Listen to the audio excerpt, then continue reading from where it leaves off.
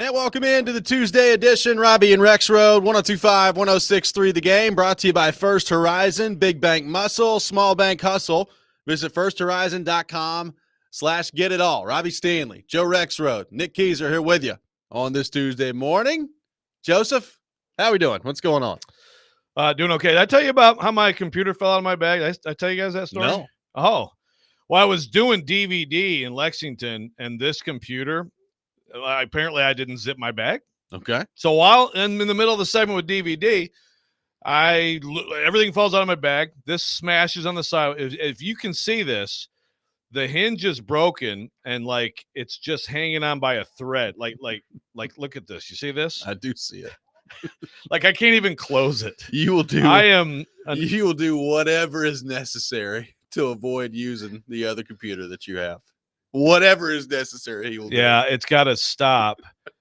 I wish you would ever watch the movie Office Space, because then we could share a moment about how I need to like treat this like that copier in Office Space and just finally end it and like have an exorcism, you know? Need to get around to watching that movie at some point, huh? Yeah, you really do.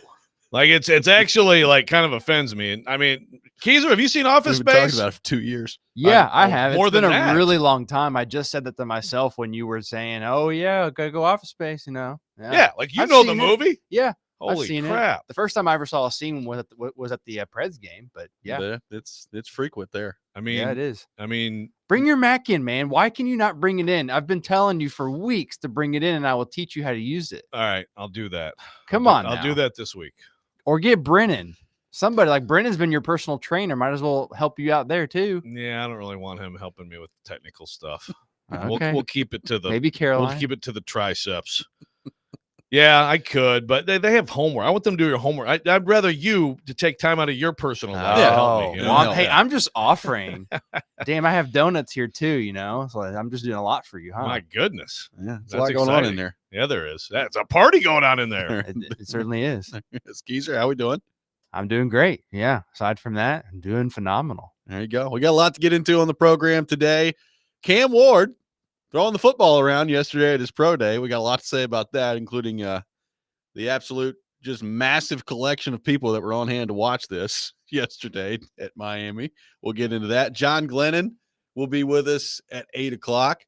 And we think that there's a chance that we'll be joined by not Cam Ward, but Cam Wolf at some point in the show. Another Cam W who was there yesterday. Correct. I'm glad you said that. I got to text him right now. There you go. Let's get we that think going. that there's a chance that he could be with us a little bit later in the program. But Cam Wolf of NFL Network was on hand for Cam Ward's workout yesterday at Miami. And obviously he has roots down in that area and has been following Miami and Cam Ward for a long time. So we'll have Cam Wolf hopefully on the program a little bit later in the show. Take your thoughts throughout the show. 615-737-1025, our phone number, 615-737-1025.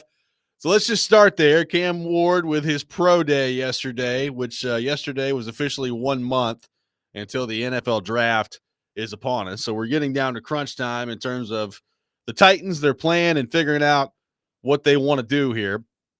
And we'll get into some different clips that Cam Ward talked about here momentarily. But, Joe, I guess the thing that really stood out to me even prior to the workout yesterday were how many Titans were on hand there. I mean, you had basically anybody who matters in the organization making decisions was on hand for Cam Ward's workout yesterday, which was including Borgonzi and Callahan and Brinker, and just basically their entire conglomerate was there down in Miami yesterday, which I think tells you something. Yeah, I would think so. I mean, if there was any question, you know, and there wasn't much, but you know, you're always like, oh, who knows? Maybe the Giants are desperate, or the Titans will suck everybody. And no, I think you can go ahead and look at yesterday. I mean, that's a heck of a sleight of hand if they're all just faking everybody out. They're doing a great pretending job. that they're about to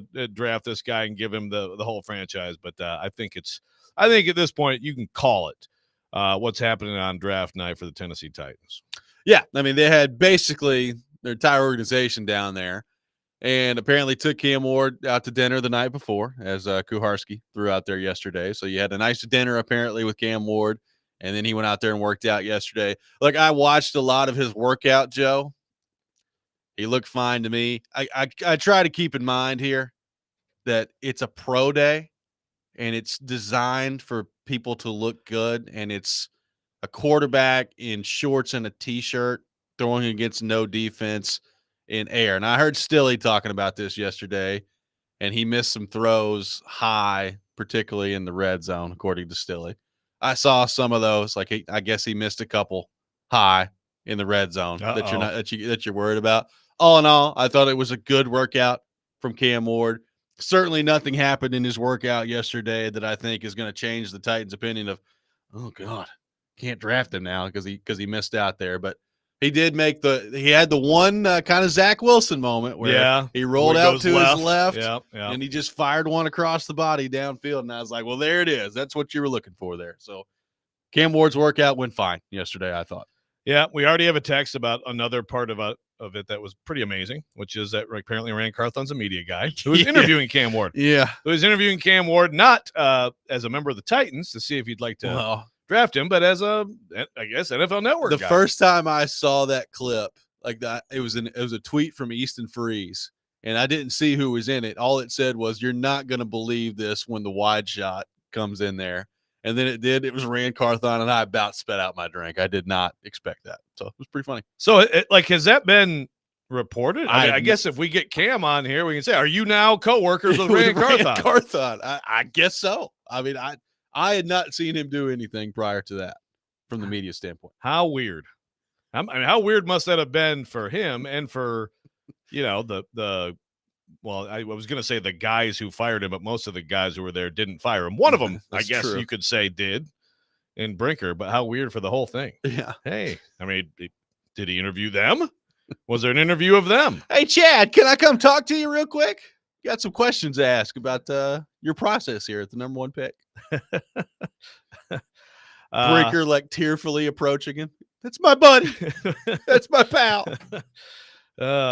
Awkward, but I guess that's what happens, right? In this league, people get hired, fired, move around, in and out of media sometimes. He's getting paid. I could see Rand being pretty good, actually, and the media side of these. If that's what he's going to do now. Well, let's hear from Rand. Let's hear from Rand and him breaking down and kind of crunching the numbers with Cam Ward yesterday after his workout. Here's what Rand Carthon, new media member, had to say.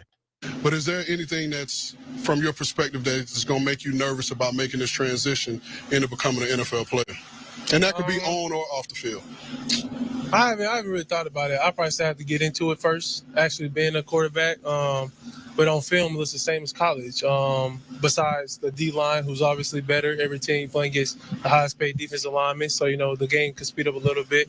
But just from a back-end standpoint, a lot of guys want to put the safety high 25 yards down the field and leave the middle field wide open. So some teams who did that to us this year, they paid the price. I think some teams in the NFL did a lot of too hot stuff, like Dallas, going a lot of Tampa, a lot of cover two. They leave way too much space on the sideline down the seams. And so I just think, the arm strength and, the confidence that I'm bringing, along with the, me getting my receivers better, I just think I'll be able to put the ball where I want. There you go. Rand Carthon and Cam Ward talking a little football right there. Drawing it up. I like it. Did the Titans then listen to the interview to help them decide whether they're going to draft him or not? I would hope so. Thank you, Rand, for, thanks, Rand. Rand has contributed to the process. And your job is to collect all the information you possibly can down there, Joe. So I hope they did. That's right. They're paying him anyway, so might as well take some thoughts on what he had to say. Did they invite Rand to dinner? I don't know. Rand, you can, we'll meet you for coffee after. How about that? Yeah. Or maybe come for apps. Give him the appetizers. Rand's on a separate check. He can afford it. He's getting paid by the owner. Yeah, that's right.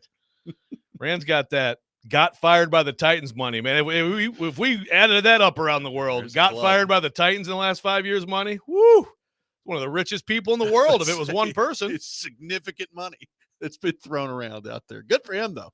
Hey, get back in there doing some work on the football landscape. Get in there, man. Get in there.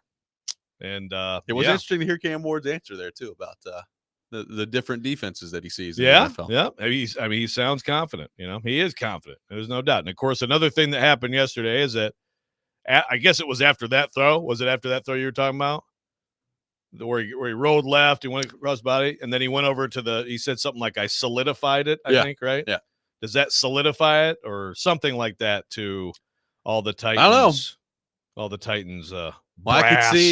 I could see, there's this clip of that happening. And I guess it was Jim Wyatt that had it, of him rolling out to the left over there. And then you could see Borgonzi just kind of laughing in the background after he did it.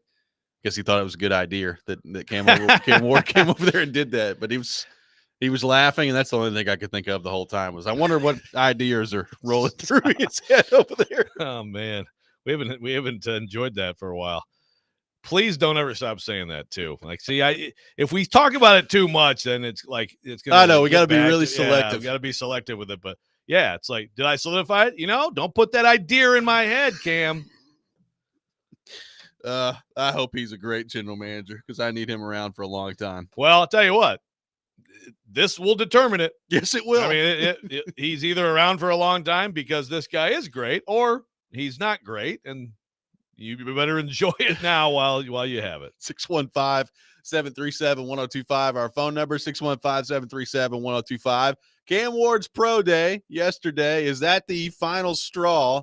And is he going to be the next quarterback of the Tennessee Titans? We'll take your thoughts on that, plus hear a little bit more from Cam Ward in the aftermath of his pro day coming up next. You're listening to Robby and Rexrode, 102.5, 106.3, The Game.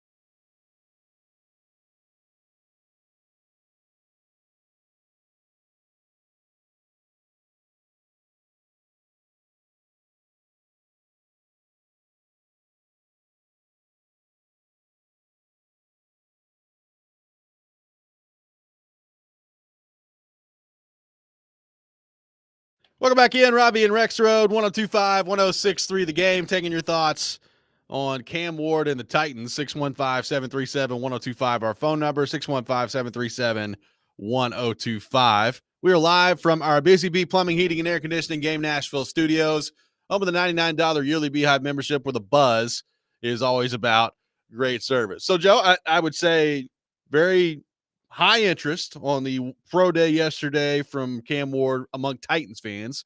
A lot of Titans fans reacting to either what they saw live on the broadcast, whether on NFL Network or on the ACC Network yesterday, or certainly some of the clips that came out afterward. I'm with you. Like, I watched this whole thing, and you see the way that the Titans, number one, have treated the offseason and just the gaping hole that's at quarterback right now that they've not addressed. And number two, bringing half the organization down yesterday, including like almost the janitor, to go watch Cam Ward's pro day there. I think it's pretty clear the way that they're leaning right now. We're going to hear from Cam Ward here in just a second with some of the things he had to say yesterday after his pro day. But to me, there's a bright neon sign that just says Cam Ward is the next quarterback of the Tennessee Titans. And as you said, if this is like the Titans playing some long game and trying to trick people into like having how much they're interested in Cam Ward, well, good on them. They're doing an outstanding job. Yeah, it's not that it's going to help them anyway. I mean, that's the thing. I'm actually ready to pounce on people on the text line, and no one's done it yet. But someone today is going to say, guys, I think this is just them messing with people. Yeah, it's just not, I mean, it's just clearly they are going that route. So I think you should embrace it. I mean, I'd like to know how many Titans fans actually took the time to watch that thing yesterday. Yeah. I watched a few seconds of it. I watched some of it. I heard we had some live coverage on the air of the ACC network yesterday. Well, I would say the ACC network was very, very happy with Cam Ward's performance yesterday. Is that right? I didn't. I forget who the guy was, but they like as soon as the workout wrapped up, they're like, "So, what do you think? Like, if you're an NFL team, what do you think?" He's a lock at number one. If somebody calls you, you just don't even answer the phone. You run up to the podium. He's a lock. It's like, all right, there you go. ACC basketball may stink, but by golly, we had Cam Ward for a year. Thank you, Cam. Thank you. By the way, so just so I'm clear, then Rand Carthon, that interview with Cam was on the NFL Network. Is that right? I believe that is correct. Okay. I was going to say, wait, is Rand on the ACC Network? I don't think Rand was on the ACC Network, no. So interviewing Bill Belichick. How much Belichick talks on the ACC Network this year? Yeah, is the ACC Network gonna break in for each Belichick press conference? Which that could be something. Well, they have to check with his girlfriend first. You gotta make sure you CC'd on there. Yeah. Yes, Texter. Yes, we have talked about Rand Carthon interviewing Cam Ward. Yes, we have talked about it. I'm sure we will talk more. It will come up again, I'm sure. So a lot of interviews that Cam Ward did in the immediate aftermath of his pro day yesterday, and he was sitting down with the NFL Network that did not include Rand Carthon in this particular clip, and he was asked about there's this moment that we talked about in the first segment of he was rolling out to his left, makes a throw, and then he says something to the Titans brass over there, which included Mike Borgonzi and Chad Brinker, and they basically asked him, "Hey, what'd you say?" Here's what Cam Ward had to say yesterday. There was a throw that you did on the run, where you hit a dime, and it looked like you turned to the Titans brass, Chad Brinker and Mike Gorzanzi, and said something to him. Yeah, what did you say to him? I said, I'm solidifying it today. You solidified it today. Locking it up. They heard you. They laughed. I made sure they heard me. So I guess off that tip, the Titans obviously have the number 1 overall pick. They like you. They've had you in the building. What did you want to show them today?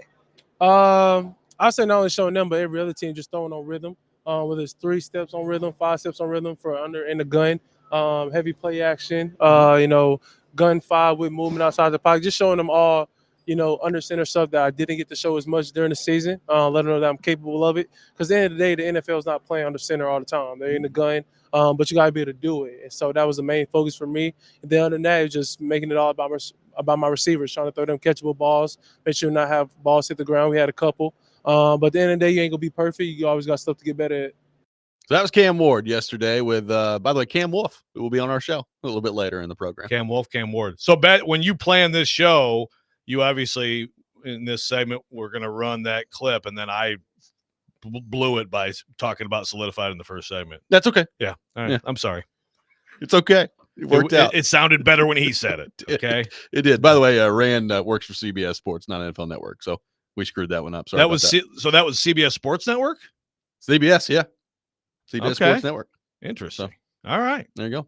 Well, they've got a office here in town. Well, so okay, that makes sense. There you go. Got a studio. Emily Proud, shout out. Friend Absolutely. of the show. Absolutely. So it talks about solidifying it there, the number 1 overall pick. And he was clearly hyped up when he was talking about that. You know, Borgonzi just starts laughing immediately after that. And, you know, he's made it pretty clear.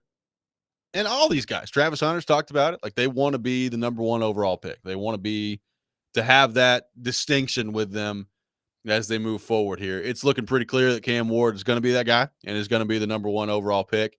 You know, I got a texter that talked about watching Cam Ward's pro day yesterday, was impressed with his attitude, wanted to see him with his peers, and was impressed by that. We talked about that leading up to it yesterday. You know, that if you're Brian Callahan, if you're Mike Borgonzi, like being in an environment where you can see him do some of those things and run through the drills that he ran through in practice and command the offense the way that he did and all those things, like that can be pretty valuable for you. I stick by what I said before this yesterday. Like, yesterday is not where you're making your decision if you're the Titans. I think yesterday, more than anything, is trying to confirm everything that you think you already know about Cam Ward. And almost like hoping to not see anything you don't like, right? Probably, you know. I mean, if you're as gung-ho about him as they clearly are, yeah, you're just basically, it's almost like even just showing up to, again, they had dinner with him, like just to keep building the relationship with him, right? Yep. And that's probably as important as anything. Be around him. Again, keep confirming this is a guy we want as the face of the franchise. This is a guy we want leading our football team for years and years. It's a huge decision. There is a clip that came out from his pro day yesterday of him, like, just, I guess, talking shop with Brian Callahan after the workout, and they're just both sitting there laughing it up, and Callahan's got this big smile on his face, and I saw some people on Titans Twitter like, man, I hadn't seen Brian Callahan smile that much since he became head coach of the Titans. He's just feeling it with Cam Ward over there.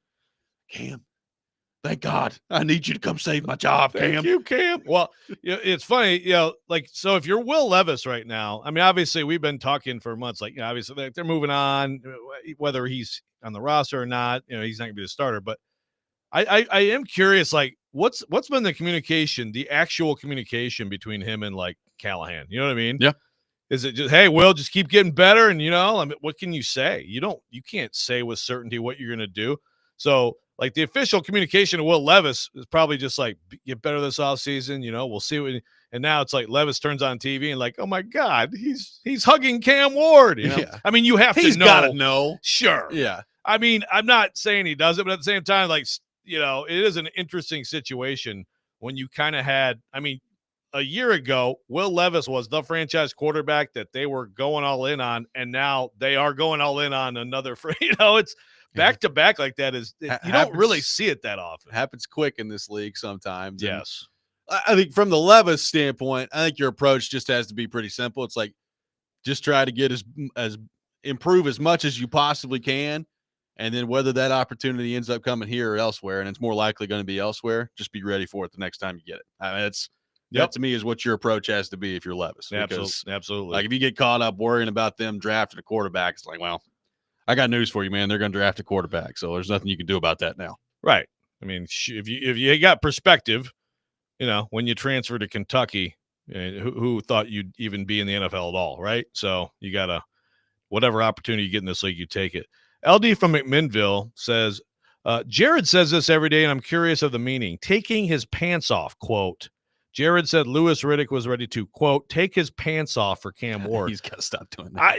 I can't. I don't know what to tell you, LD. There's a lot of, like, pants off male genitalia mentioned around football. On this station. I don't know why. Right. We got to stop. I mean, I say some stuff that certainly I probably shouldn't have said, but I don't generally focus on the male sensitive region. And I think we should probably stop that at this station. We probably should as well. 615-737-1025, our phone number. A good observation by LD from Yes, McMinnville there. it's a fair question, LD. I don't know what to tell you. Tell you more of your thoughts on Cam Ward, his pro day. And it sure does look like he's going to be the next quarterback of the Tennessee Titans. Your thoughts on that as well. Robby and Rexrode, 102.5, 106.3, the game.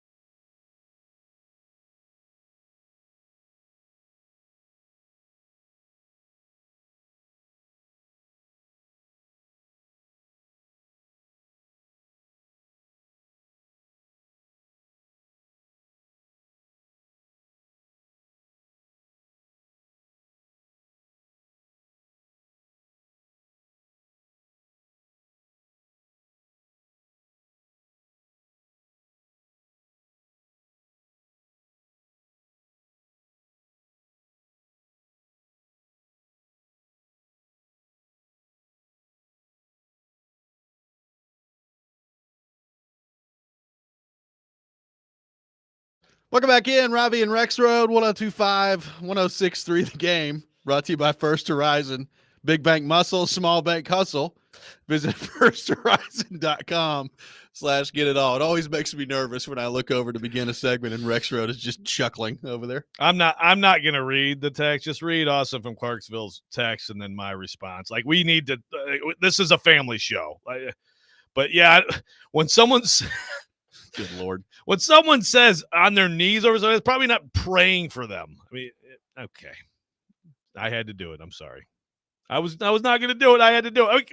We got to stop this. Seriously, it's football. It's a sports talk station. What are you doing over here, Stilly? Good Not gracious. an OnlyFans station. I got one texter that says, "Huge Titans fans. Who is this Levis you speak of?" I'm just going to block out that portion of Titans history. There's quite a few to choose from there. So really, like Levis, Locker, yeah, Mariota to a lesser degree. Well, that's what I was going to say is, so obviously, I guess Vince Young and Locker were stacked closely. Correct. So, but really, other than that, there's some different. You get a veteran, you got whatever. You got Kerry Collins for a while. You got Ryan Tannehill for a while. You got different. You got Hasselbeck for a while, and things like that. It's just really interesting to kind of go and of course, yeah, you also drafted Malik Willis before this, but I mean, a 3rd round pick is different than the Levis thing was. Okay, this is actually a shot at a franchise quarterback. And right here they are, right back at it. Well, and Chris on the text line's like, so if it's apples to apples, Ward gets 17 games to prove himself, and if he sucks, they have to cut him like Levis, right? I'm like, well, that's not going to be how this works. That's the difference between the number 1 overall pick and a 2nd round pick. Right. No, that's not what it is. Right. I mean, this is if you're drafting Cam Ward, which they are, I think. I mean, this is going to be they are. It's going to be what, a minimum of 2. The likelihood of at least 3 would be how I would put it. You would think. I mean, that's unless he is just totally awful. Yeah. But I mean, again, just look up the road here in the AFC South, and you've got. I mean, you had in year 2 a guy who was way less, in my mind, ready to go out there. I mean, I think Cam Ward is much more ready to play as a rookie than Anthony Richardson should have been. Because he's played a lot of football in college, which, hey, that matters. Yeah, that position. Right. So, but up the road, and again, I'm not saying they're doing it right. I think they've totally screwed it up. But in year 2, you're already benching him when year 2 should have been when he first started playing, ideally. So that's just in the NFL. I don't assume, I'm trying to think of who lately has had the plug pulled. Like Josh Rosen is an extreme example of like, oh my God, nope, he can't play at all. Yeah. I mean, look, Kenny Pickett was a 1st round pick, and he was a starting quarterback for like a year and a half for Pittsburgh, right? And it was like, okay, nope. Yeah. Now again, number 1 overall pick. Right. So you are devoting. I mean, rookie deals are rookie deals, but like the number 1 overall pick deal is still like, it's a pretty good chunk of money. But also, obviously, just the devotion of that resource of the number 1 overall pick means to me it should be, a 3-year. I mean, thing. the most interesting one is probably, to me, Trey Lance, who was picked number 3, and then basically never played. Like he played for 1 game for San Francisco in a monsoon in Chicago, and then he got hurt, and then that was basically it. Like Purdy took over later that year, and they never looked back, and Trey Lance was off to Dallas before the next season there. So like that one's weird, but he's never really played anywhere at this point. Yeah. Like he's been a top 5 pick at quarterback that has just been out there. Just a gigantic bungling of a situation, which is amazing because they still have had a contending team. They've done so many other things so well that they overcame that. But like, think about had they not made that mistake. Right. The picks they gave up and everything to do that. I think we'd be talking about championships. Well, and it's crazy because I don't even remember. I need to go back and look. I don't remember if it was the same draft or the next year's draft that they picked up Purdy. But to be able to find your franchise quarterback via the draft after missing on a top 5 pick at quarterback is pretty amazing. Like, and by the way, that's what Washington did once upon a time too, is when they drafted RG3 and they took Cousins in the same draft, and they ended up getting more out of Cousins. Right. 1st and 4th round there. Rookie of the year, but then before long, Cousins was just better. Yeah. So So maybe what we're saying is the Titans need to draft 2 quarterbacks in this draft. So No. you get Cam with the number 1 pick, you go get Kyle McCord in the 5th round, and you rock and roll. Maybe so. I got one texter that says Richardson with Indianapolis. It's a perfect example of having one good pro day and everyone looking so highly about him. Can we say the same thing for Cam Ward? No. I think they're different. I think they're really different. Now, I'll say this. I think in terms of athleticism, physical traits, a lot of things that people fall in love with in the combine process, in the draft process, like Richardson is more talented than Cam Ward. Yes. I Richardson is the best athlete ever to test at the combine at the quarterback position. Right. So Cam Ward is not that. But as we talked about at the time with Richardson, like there's more to playing quarterback than just how athletic you are. Now, look, Richardson great is arm. still Great arm he's got a talent, great too. arm. He can make any throw you want to see him make. You know, his struggle really comes with how accurate is he and can he make some of those throws on a repeated basis. The difference with Cam Ward is he's played a lot of football. Like he's played a lot of football in college. I think from just a readiness standpoint of the defenses that he's seen, the offenses that he's operated here, his ability to identify what's going on in front of him out there. He's not perfect, but I think he's certainly way more prepared at this stage of his career to go out and play NFL football than Anthony Richardson was coming out of college. Very different. Yes. Way more prepared. He'll start game 1. And again, it's look, ideally, I still believe in this league that the sitting thing is great if you can pull it off, if you have that situation, if you have a good quarterback that you can start with or whatever, however it comes about. Sitting is preferred, but he won't. He'll start week 1. And he's one of those guys who has played enough college football to that it's at least reasonable for him to start game 1. Well, and it tells me, I think this is also really smart. This goes back to, the Titans having him in before free agency and on their 30 visit, which I think was a really smart thing to do, is get him in the building and put him through the meat grinder of like everything that you want to know about him. Like, let's go through the tape. You made some mistakes here. Like what happened on these plays that led to these mistakes, and how do you make sure that more often than not you're not making these mistakes again? Tell us about some of the concepts that we want to run with you, and how well can you communicate those concepts? What do those look like? How prepared are you for some of the NFL defenses and the concepts that you're going to see lining up for you? Like being able to come in and have him do that. Clearly they were happy with what they learned and what they gleaned from him in that interview process, which is probably partly why you do that before free agency and you feel good about what he did and what he said with you and met with you. And that's probably a big reason why there's a lack of activity at the quarterback spot heading into the free agent part of this. Yeah. And look, the Rand interview obviously around here is all the talk because it's Rand. Yeah. But I thought him talking through some of the coverage stuff was like, I thought it was really good. Sounds like a quarterback who, gets it is a football. You have to be is a football guy who can talk through that stuff, and that's got to be great for a team to hear. It had to have, I think, not that I can sit here and pretend that I know exactly the thought process or that anything we were speculating, 2 months ago was actually happening, but it seems pretty clear that the interview stuff changed them. Yeah. Right. Or strengthened. If it wasn't like a total, like, oh wait, actually we got to go this guy, at least certainly strengthened it. You would think, I think right? if I'm a Titans fan, that's what I hope it is that it strengthened it, because I still think at the end of the day, the most important thing that you have to evaluate if you're the organization is what you see on film. Like all that other stuff's important, and his ability to communicate, with his teammates, to diagnose what's going on defensively, the concepts you want to, all that stuff's important. But at the end of the day, like if you look at the film and you're like, I just don't know that I love what this film is showing me. That is the most important evaluation tool at the end of the day. Yeah, look, the Titans at some point, whenever, I guess it'll be after they draft, and it'll be on draft night.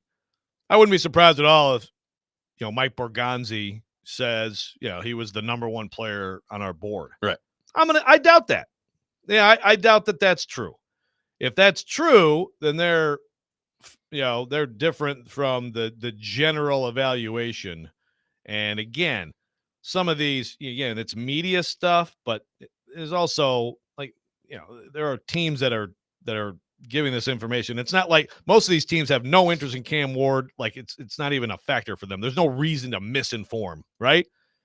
So like the Cam Ward is generally regarded as about a middle of the draft overall prospect. Yep.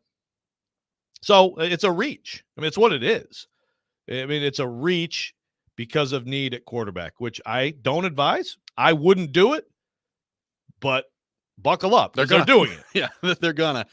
Some other news that will go a little bit under the radar from Miami Pro Day yesterday. A lot of Titans fans are interested in the draft Cam Ward, and then at some point land Xavier Restrepo in the draft as well as his go-to target at wide receiver. This doesn't mean everything at the end of the day, but his 40 times were not great at Miami's Pro Day. I think he ran a 4.76 and a 4.83 in 2 attempts at the 40-yard dash yesterday. Man, those Pro Day times are usually like, whoa, he ran a 4.31. Right. I thought he was a 4.6 guy. Right. Boy, those aren't good. I still think he's going to be a good player. Like I'm not deterred in thinking that he's going to be a good player, but I do wonder if that hurts him. Well, I wonder that too, and I think he tweeted yesterday. Let me see if I can pull up the tweet. After all that happened, he said, let's see here. I think he has since deleted it, but it was basically, let's quit with the stopwatches and now let's go play some actual football now that the Pro Day's behind us. So we'll see what that looks like. Yeah. It's not everything. Sometimes people run bad times and it ends up they're good players in the NFL, but does not help at this point of the year. Well, it's a good idea. Yeah. Put the stopwatches down. I would not have run. Like if you were going to run that, then I just don't run. I agree. The film's good. I agree. 615-737-1025. Our phone number. More thoughts on Cam Ward, his Pro Day, and looking like he's going to be the pick by the Titans coming up next. We got some more Titans stuff to get into at 7 o'clock that Rexrode is very upset about. We'll get into that. And then Cameron Wolf will be with us at 7:30 from the NFL Network, who was down in Miami yesterday for Cam Ward's Pro Day, and talk to him afterwards. So we'll get into all that throughout the program here today. Robby and Rexrode, 102.5, 106.3 The Game.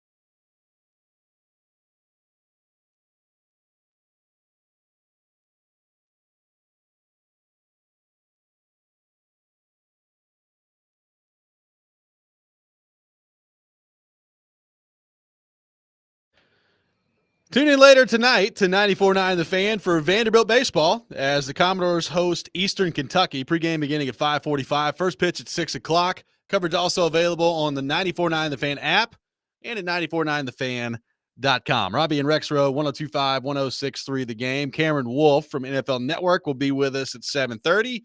John Glennon from the Nashville Post will join us at 8 o'clock. So all that coming up here on the program today. Taking your thoughts on Cam Ward. Basically, from the text line reaction, Joe, a lot of people that did watch Cam Ward, his pro day yesterday, very impressed with what they saw. I think most people are coming to the realization that he's going to be the quarterback for the Titans heading into next year. And I said it last week. I stand by it now. Like this fan base, this team needs a shot in the arm. You know, am I totally in love with Cam Ward as a quarterback prospect? No, I'm not. Do I think that it is totally out of the realm of possibility that he could end up being a great player? No. Like, I told you a couple months ago, it doesn't take long when you go down the Cam Ward rabbit hole and watching some of the plays that he made last year in Miami to say, man, like there are some plays that he makes where it's just like, that's incredible athleticism and more than anything, incredible arm talent. Like he's got the ability to make all the throws. He did so to a high degree last year in Miami. So it doesn't take long to, I think, sell yourself if you want to sell yourself on Cam Ward and the potential that he's got. There's a lot to clean up there. You know, very rarely do you get a quarterback prospect coming into the league that's just clean and ready to go right from the jump. And he's certainly not that. But clearly the Titans have identified a skill set there that they feel really good about. And we'll see how that's going to translate, how quickly that's going to translate, and if that's going to translate at the NFL level. Yeah, look, if we're going to come, since we've been talking about the back-to-back today, and we've said it before, say it again, I think Cam Ward is a better prospect than Will Levis was at this point. I agree. What were the rankings? Do we have different rankings? That class, it was obviously Hooker, Richardson, Levis, Stroud, Bryce Young. Wait, is there 5 guys? I think so. Yeah. But, Levis was my last of them. And I still, it's not like Levis was, when they got him, I was like, hey, I mean, there's plenty of there. There's plenty there on tape. Levis did a lot of things in college where you're like, he has talent. There's a lot of things to like. I think there's more things to like with Cam Ward. I think there's some similar things to dislike, and that's one of my big hesitations here. But he's a better prospect than Levis, if that excites you. He's not, he's not, Caleb Williams. He's not Trevor Lawrence. He's not Joe Burrow. These quarterbacks who in some years are clearly like, this is a top of the draft quarterback. Someone is going to take that quarterback without question. He's not that. But all those guys don't work out either. Yeah, well, like I'm looking at, and you can find different variations of this, but I think this illustrates the point that I'm trying to make. Fox Sports, I think a couple of weeks ago, came out with basically ranking, I think it was Bucky Brooks, who is ranking quarterback prospects since 2000 and like where these players land. And, the centerpiece on it was like basically trying to identify where Caleb Williams ranked last year coming into this. So Andrew Luck, it's not going to surprise you. Andrew Luck is the number 1 ranked prospect coming out of college over the last 20 years, basically. And, he lived up to that before his premature retirement. He was a good one. Like Vic's at number 2. They've got Cam Newton at 4, Burrows at 5. At number 10 on this list is Patrick Mahomes, right? It says, although he's regarded as boom or bust prospect due to his sandlot playing style, Mahomes ranked as a blue chip player with tremendous upside as a gunslinger. I remember some of the conversation on Mahomes heading into the draft. It's like, okay, this guy, I think one of the big talking points was this guy's got a lot of talent, didn't do a whole lot of winning in college. So, like, some people were turned off by the fact that he just didn't win a whole lot in college. And it's like, well, look at what he's turned into in the NFL. Yeah. Like, sometimes I think we get so caught up in, like, prospect rankings and, like, where these guys rank. And there are guys that rank really highly. I mean, Trevor Lawrence is real high on this list coming out of the draft. That, again, he's been okay in the NFL. But a lot of times it's where do you land? What's your situation like when you get there? And how much do you improve? Like, that's the main thing. We got to get out of the mindset, I think, as a general NFL viewing society, that what a player is when they come into the league is just what they're going to be as they move forward here. You're allowed to get better. And I think we've seen a lot of these guys who are very talented coming in, and maybe Cam Ward's not as talented as some of these other guys, but they improve. They've got the makeup that allows them to continue to get better as they gain more experience in the league. And hopefully he's a guy like that comes in, you like some of what you see in year one, and he's on a trajectory where he's just going to continually get better throughout the course of his career. Yep. And again, this is where I like Shedeur Sanders better. The consistent accuracy, is that there enough? Again, is he hitting those layups every time? Is he hitting the whatever, hitting those wide open jump shots every time, at a high rate? That's part of it. Someone asked on the text line about, he had 7 picks. Why are we always talking about bad decisions? I mean, I think that's one of those things. Like, if you watched him play last year, you saw some stuff that you just can't do in the NFL. Doesn't mean that he will try to do it in the NFL, but I think that's hard to get out of someone's game, and we've seen that with Will Levis, right? So it's a thing. I think Trevor Maddich on Jared's show I thought he had a good way of putting it. Basically, like, Cam Ward has the talent to come in this league, and I'm paraphrasing, obviously, to be a good player, he has to be like, coachability is a big thing. Yep. To get that stuff out of your game and streamline things and just be more consistent and reliable. So if he's able to do that, and like you said, improve, he could be great. Also, the situation, like you said, what is that? I don't think it's going to be great this year. At this point, they're going to add receivers. We'll see. The offensive line is a huge thing to me. Like, are they going to protect him? Right. We'll see. But, he's pretty good running backs. This team doesn't have a difference-making tight end, and it has one good receiver. So you got to keep that in mind as we watch him play in his rookie year too. It's time for Brett's Pick to Click. Be the first caller, 615-737-1025, our phone number, 615-737-1025. Preds in action tonight taking on the Carolina Hurricanes. We'll do that here in just a few minutes. One thing on the tight end front, you bring up tight end, not having a tight end that you feel great about right now. We're going to see the Titans over the next few weeks here really ramp it up with some of their 30 visits. And Kuharski put it out there late last night that Oregon tight end Terrence Ferguson is in Nashville today for a 30 visit with the Titans. So interesting. I think if you ask fans, and I would agree with this, like the looking for a tight end is probably not super high on the list in terms of needs for the Titans. You think of receiver, you think of edge rusher. I think you could probably still use some help on the offensive line, even with what you've done so far this offseason. But at some point, whether it's this offseason or next offseason, they need one of those guys. Like, they need a tight end that you feel really comfortable with your young quarterback throwing the ball to and being reliable. And they don't – like, Chig's okay. Wiley's okay when he's healthy, but neither one of those guys are that guy, that tight end. Yeah, they haven't had that really since Jonnu Smith in 2020 when he was becoming what I thought was about to be a star in the NFL. But he was very good here for a couple of years. Hey, Jonnu had kind of a bounce back year last year. Yeah, he did actually. He's still a good, solid player. But I actually thought the trajectory was a little different than it turned out to be. I would agree.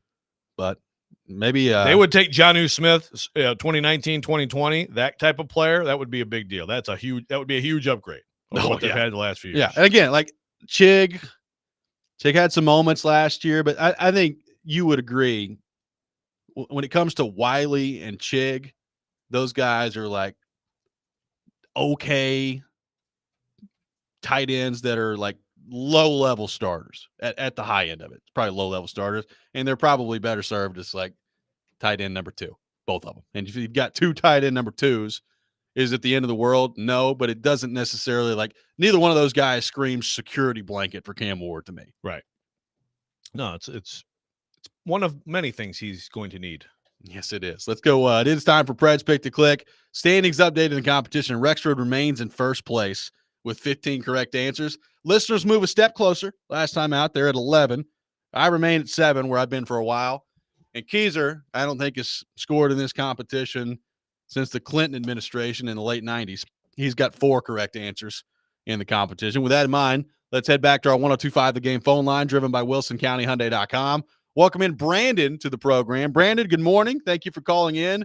Who is your pick to click for the Nashville Predators? I'm going to go with Stamkos. Going with Stamkos tonight. We appreciate it. Thanks for the call, Brandon. So Stamkos off the board as the Predators take on Carolina. Joe Forsberg's on a heater right now, and I've seen him go on these before, and he can make them last for a while. I'm going Forsberg. Stamkos, Forsberg off the board. Keyser, your pick to click. You're not allowed to select Mark Jankowski. I'm not going to pick Mark Jankowski. However, I did talk about it. I was going to ask, but that's fine. No, I'm going to go with Cole Smith this evening. There we go. Awesome. Cole Smith. Marchessault. Jonathan Marchessault, the selection from Rexrode. Stamkos, Forsberg, Smith, Marchessault, in a competition that Rexrode is running away with here on the program. Preds in action tonight, taking on the Carolina Hurricanes. I have your pregame at 5 coming up tonight on 102.5, 106.3 The Game. Some other moves that have been made by the Titans, both yesterday and over the course of the last couple of years, that do not jive very well with a lot of people that have covered the Titans and have been around the Titans for a while. We'll get into that coming up next. Robby and Rexrode, 102.5, 106.3 The Game.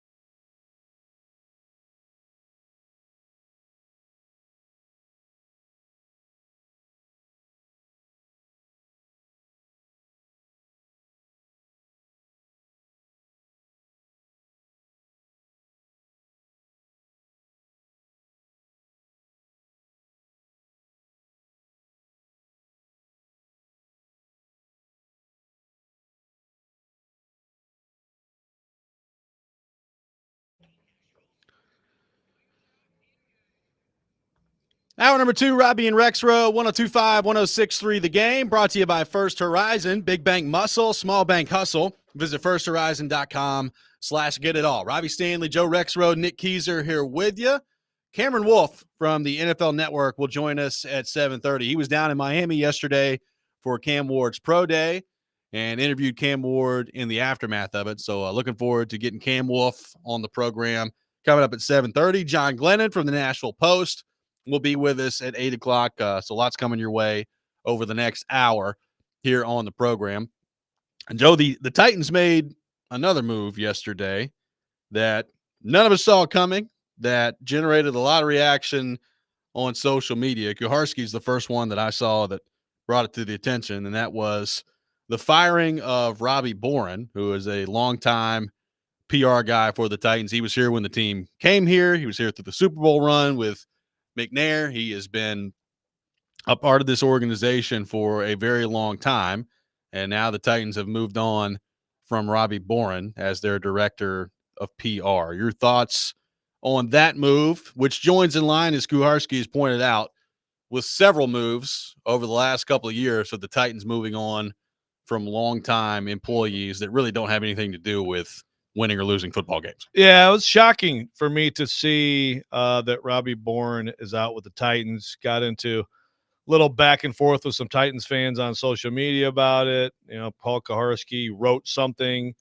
I thought that was very good, and has continued to tweet about. Again, the point that Kuharski's kind of made is, they keep firing people that have nothing to do with them losing. Robby Boren is really good at his job. Now, do fans care about that? Well, I'm going to tell you why I think you should, because because those people, I mean, they work with media on a daily basis. And good ones like Robby, first of all, like over the years, Robby and I gotten, plenty of arguments. We had disagreements. That's going to happen. The interests of the PR person for a team and the interests of a media person cover the team often, a lot of times they're on the same page. Like a good PR person wants as many stories told about the team as possible, wants as much access to the team as possible so the stories can be told. I mean, it's good for business. It's good for fans to know who these people are. It's good for fans to find out as much as possible about different people in the organization. Now, something controversial happens, or, you get critical as a columnist, and obviously sometimes they get upset. Robby has been there forever, I think since 1997. And the thing is about a move like this, and this is where it goes with the other ones, you can't replace loyalty over decades. You can't replace institutional knowledge and people who just really care. I can't speak to some of the other moves in terms of, I mean, I know some people would say, well, sometimes an organization has dead weight, right? I mean, you need to pick it up. And okay. And again, I can't speak to, I think Kuharski can better than I can with some of the other moves. And by the way, I'm sure he'll have a lot to say about this tomorrow. Yes. But I can speak to Robby Boren. Robby Boren is excellent. He's one of the best PR people in the NFL. And if you're an NFL franchise that employs him, you should be able to recognize that. You should be very happy to have him because, again, he has the loyalty. I thought Jared had a great story yesterday that, because I know fans are like, why do I give a crap about this? And I get it. It's like, for me, like McDonald's may get rid of some amazing employees. Like, does the Big Mac still taste the same? Okay, like, I feel bad for them, but like these things happen. So I get it. It's about the product. But I think what this says to me again is there's some cluelessness in this organization. We've seen it already, right? And we've seen it on the football side, which is what you care about. I just think this is another example of cluelessness in the organization to move on from Robby Boren. So Jared had a great story yesterday that I think kind of gives you an idea of like the value of someone really good in this position.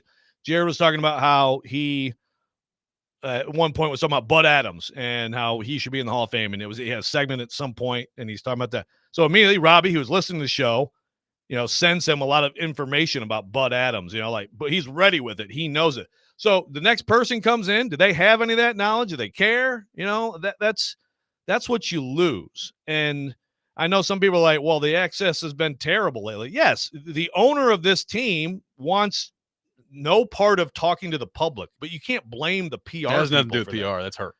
Yeah, I promise you, and this is me speculating, not anything Robbie's ever told me.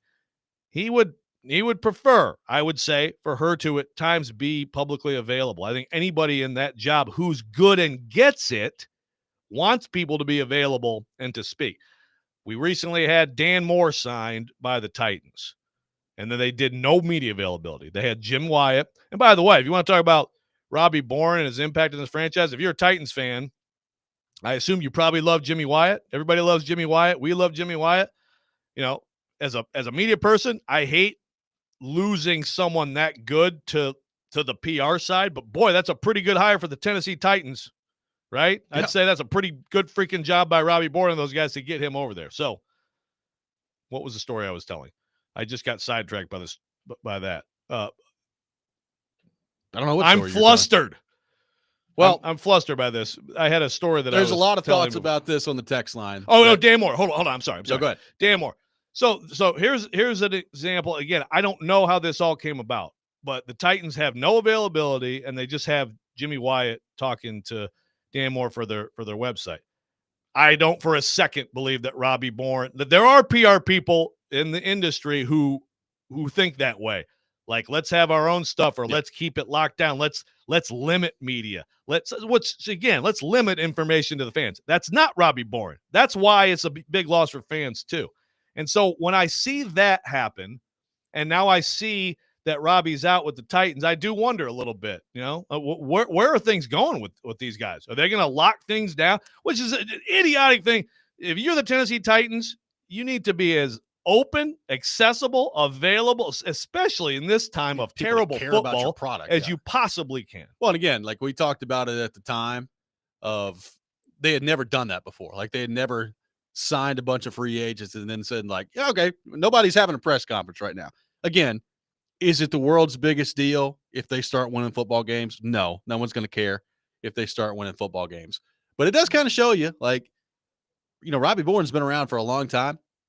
They've never operated that way, where they've signed free agents and then just not done press conferences. Right. So what do we think happened? Do we think that he changed, or we think that there's an edict from above that has now, for whatever reason, decided that they don't want that kind of access and publicity out there? Right. So I'm not going to speculate like that it's, first of all, 100% it's not what he wants. I know that because I know how he goes about his business. I know that he gets it.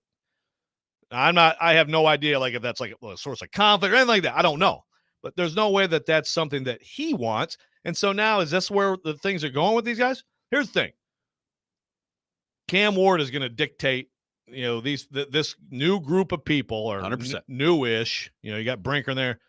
You got Borgonzi new. Now you got, the other guys he's brought in. So they may be here a long time. If Cam Ward's great, they may be here a real short amount of time, if not. But they are, just like in this league, people rise up and get opportunities. Rand Carthon comes over here from San Fran, gets an opportunity, and now he's out. And then so people move and all that.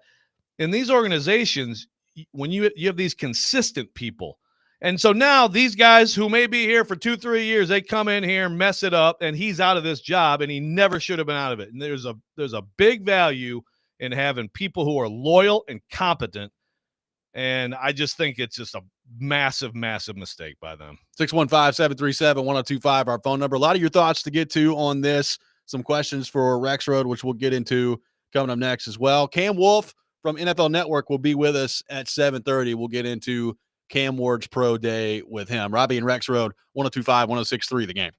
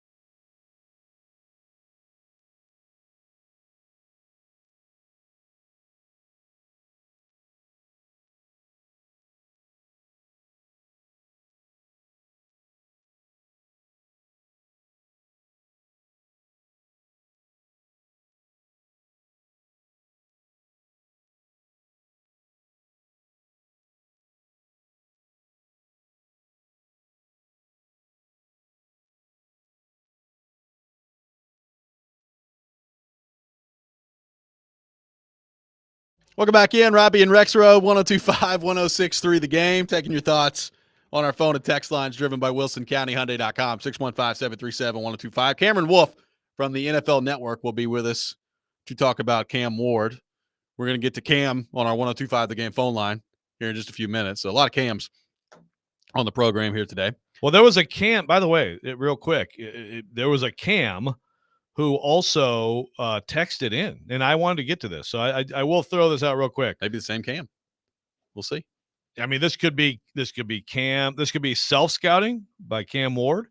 This could be media scouting by Cam Wolf, who's about to come on the show, or this should just be some other Cam who says, the only negative I saw with Cam yesterday was the out route ball placement. It was middle of the body to the inside, defender side, where most would like that ball middle out to the sideline. And Cam, let me tell you, you have now blown me away ever in my life and ever again in my life in terms of paying attention to a pro day. Congratulations.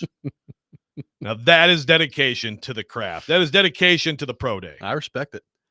Mike from Pennsylvania, going back to the Robby Boren conversation, says, Joe, you did a great job breaking down that firing. You were the first people to actually talk about the job that he was doing and other things he's done. I got annoyed yesterday because all people could say was he's a good guy.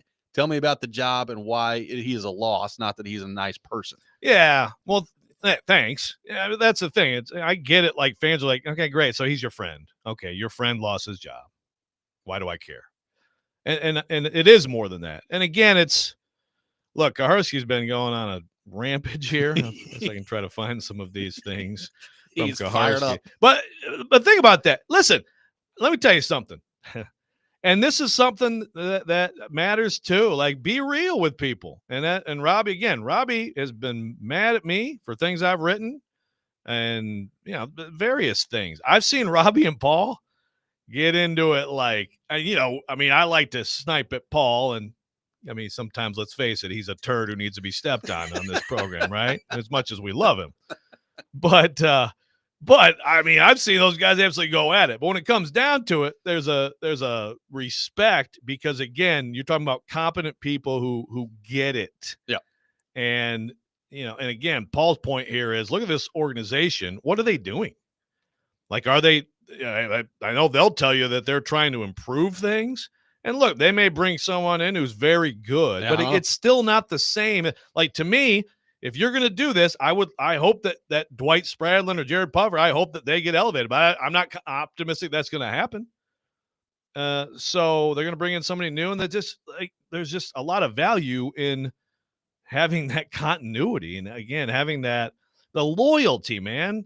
The guy cares about this organization as much as anybody in the world. I believe that. And he does a great job and works his butt off. Like, it makes no sense. Here's a Kaharski tweet. It says, the area scout who wrote the Titans' initial scouting report on Traylon Burks in 2022 is still employed by the team. But the guy who organized the road trips, the guy who oversaw filming games practices, head of security, and now the top PR man, all gone. Again, with his story, Titans continue to fire longtime employees who didn't lose football games. It's a fair point by Paul Kaharski. There's no doubt. Let's head to our 102.5 The Game phone line, driven by WilsonCountyHyundai.com. Welcome in Cam to the program. Another Cam. Cam? Or is this the same Cam? Cam, thank you for calling in. That was not my text, but it was in very good detail. Wow. No, so yesterday, I was really upset by that dumb little trick play that they had done at the, where they had reversed it in Cam. So I'm thinking to myself, okay, is he trying to say he's like Travis Hunter? He's going to play wide receiver and quarterback. Thought it was dumb. The ACC announcers, the whole thing. He could do no wrong. I wanted to see what y'all thought about that. But also, so when I was watching yesterday, again, they were doing the same drill over and over again. And there were some bad passes thrown, and nobody seems to really be talking about that.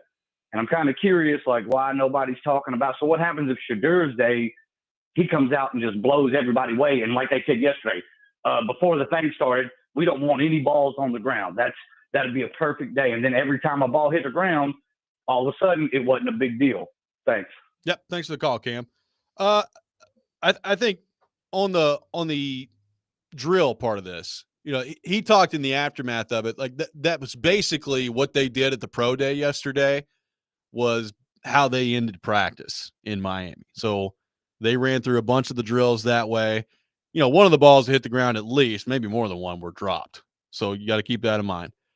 Look, was he perfect in his workout yesterday? No. Like there were some throws that were inaccurate. I don't think, and this has kind of been my general point on the whole pro day part of this.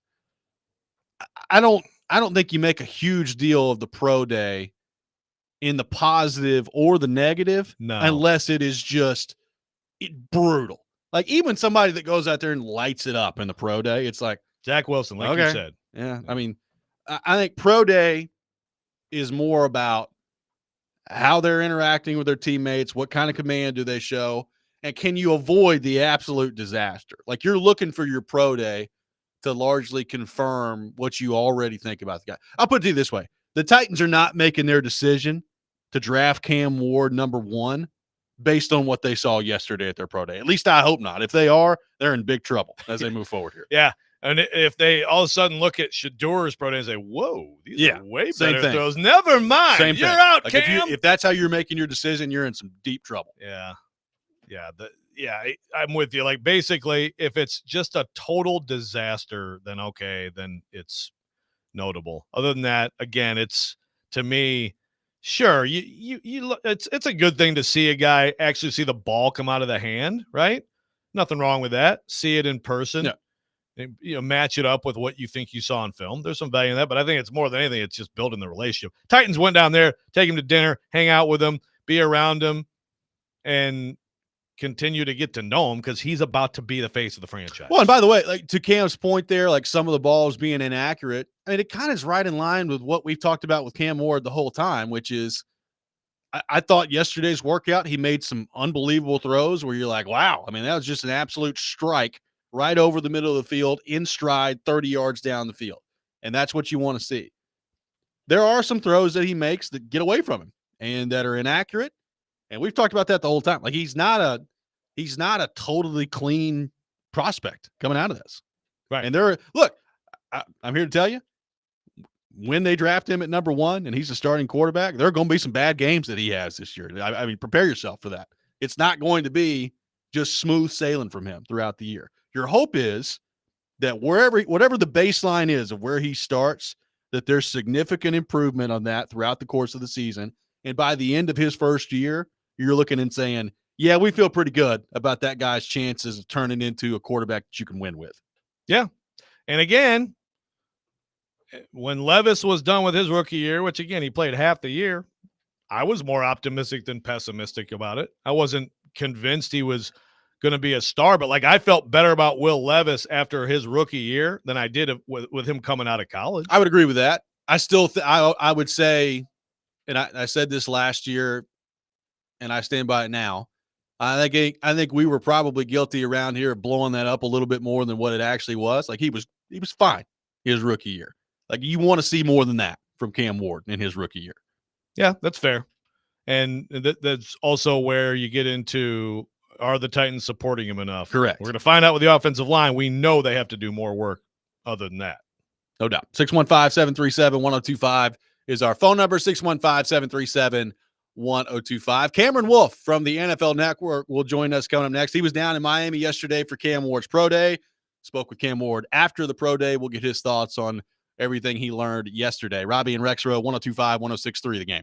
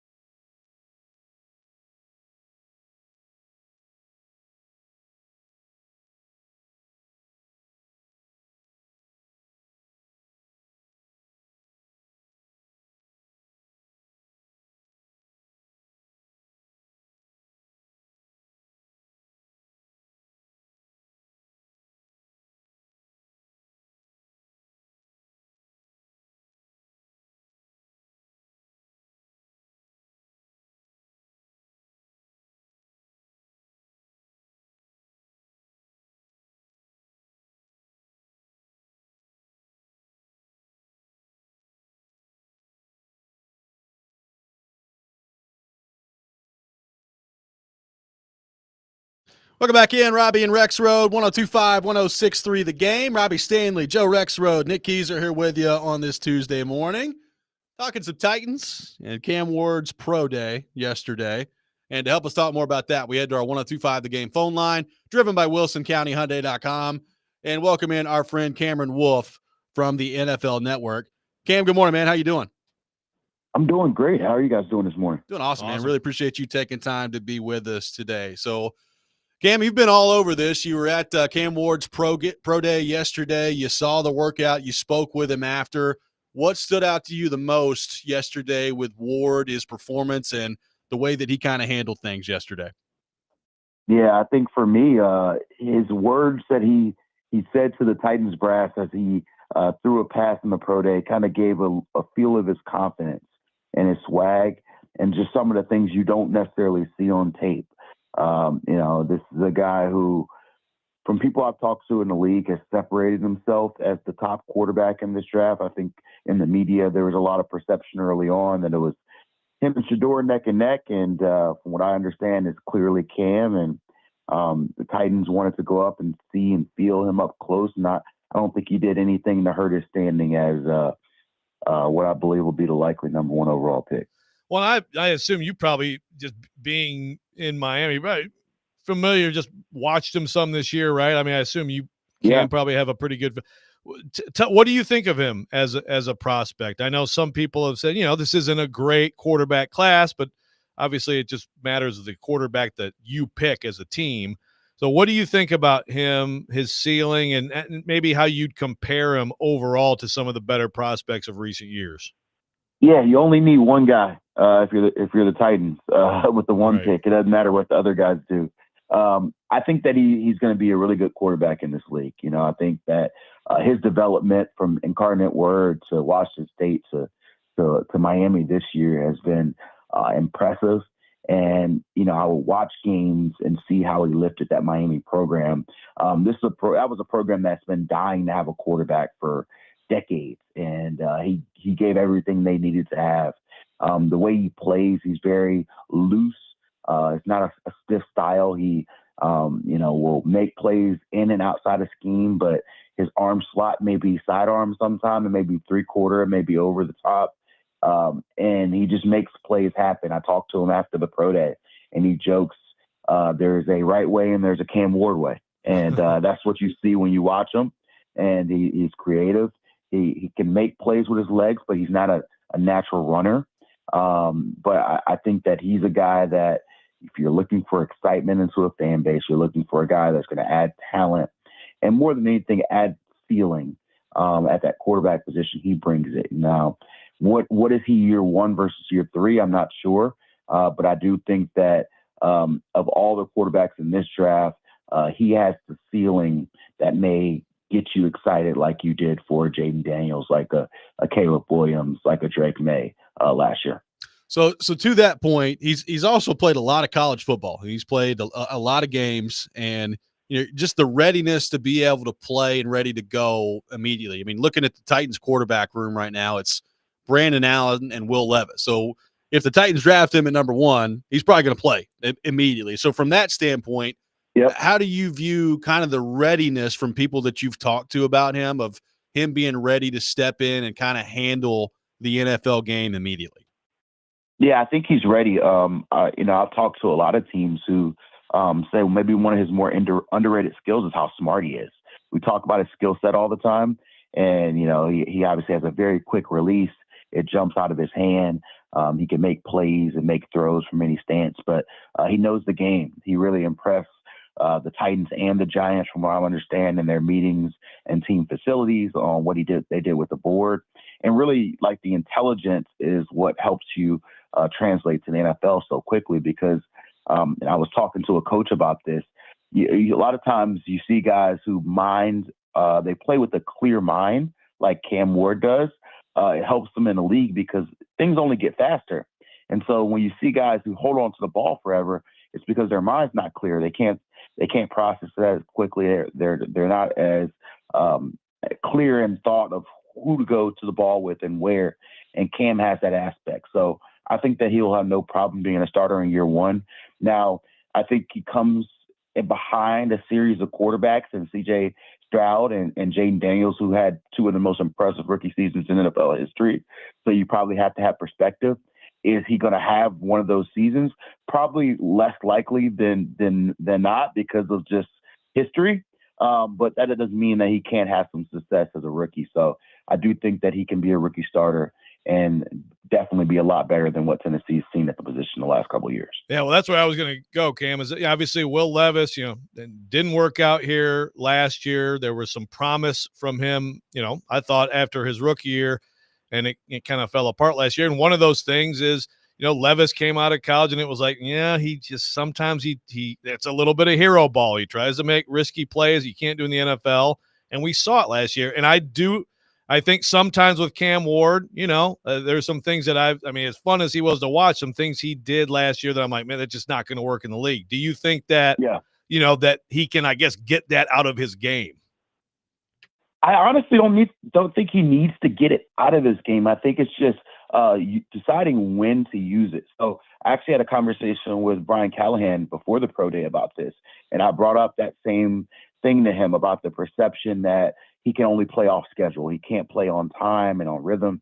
And he was like, he actually plays on time a lot more than people realize. If you watch his tape, it was like the reason why he can get away with some of the off platform stuff or the extending plays or throwing across his body is because he can, not because he only can do that.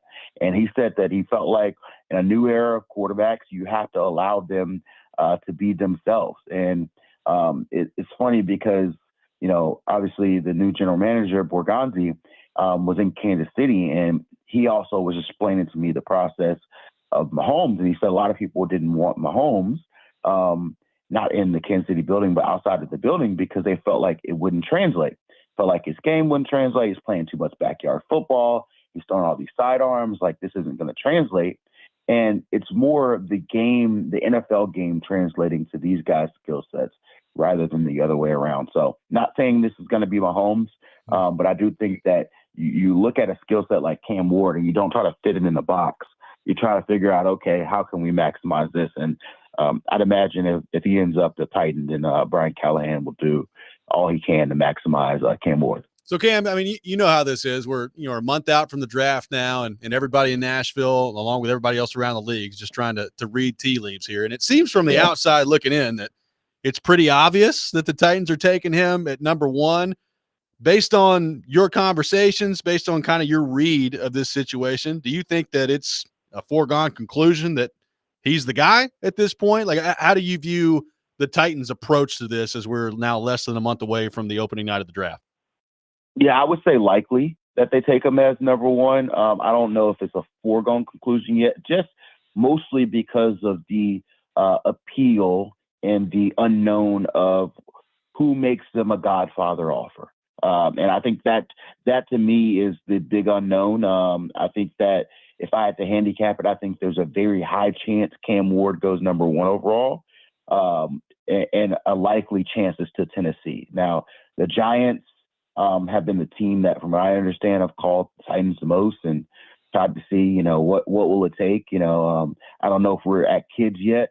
How many kids would I give you to get the pick? But it may be soon in that category because the Giants are desperate and they want a guy too. And I'm not sure if the Titans have got to the point where they're saying nothing you can offer us will make us move to that pick. But I do know that Cam Ward has been really impressive for the Titans in all of their interactions, whether it's the combine, whether it's the pro day. He had dinner with them Sunday night. I heard they went to Carbone, really nice restaurant in South Florida, very good food there. I heard they're going to have a private workout with him in April at some stage before they finish things up for their pre-draft process. So if it continues to trend, the more you get the data person, you only fall in love with them more. And that only rises that whatever Godfather price the Giants are putting on more. So I don't think that we can lock it and put it in ink yet, but I think each day we get closer to that. And again, I think that more likely than not, Cam Ward is a Tennessee Titan with the number 1 overall pick. Yeah, because you did tweet yesterday, Cam, that Giants GM Joe Shane was there. He spent a few minutes with Borgonzi, so in person, like, okay, let me give you my sales pitch in person here. But it didn't look like they came away shaking hands on any kind of deal, though. Yeah, no deals yet. Again, I mean, if I want something really bad, I'm sure I would keep asking, even if the answer is not yes.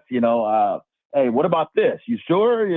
What if I throw in this? What if I, you try what all you can do, and I'm sure it's Borgonzi and Chad Brinker's job to keep listening, but that doesn't mean their answer is going to change. So I think we're at that stage where we're at a month left, and we're just going to see. We're going to see what we can throw if you're the Giants to the board and see if it sticks. Well, Cam, really appreciate your time, man. We know you're really busy this time of year, and appreciate you hopping on with us here. And we'll talk to you soon, see how this all plays out. And thanks again for being with us. Absolutely. Thank you, guys. Have a great one. Absolutely. Thanks, Cameron Cam. Wolf from the NFL Network, our guest here on Robby and Rexrode, down at Miami's Pro Day yesterday, and pretty intimately familiar with all things Miami and what's going on with Cam Ward. So appreciate him hopping on the program with us here today. We'll have the Rex Rant with Joe Rexrode coming up next. John Glennon from the Nashville Post will be with us at 8 o'clock. All that coming up. Robby and Rexrode, 102.5, 106.3 The Game.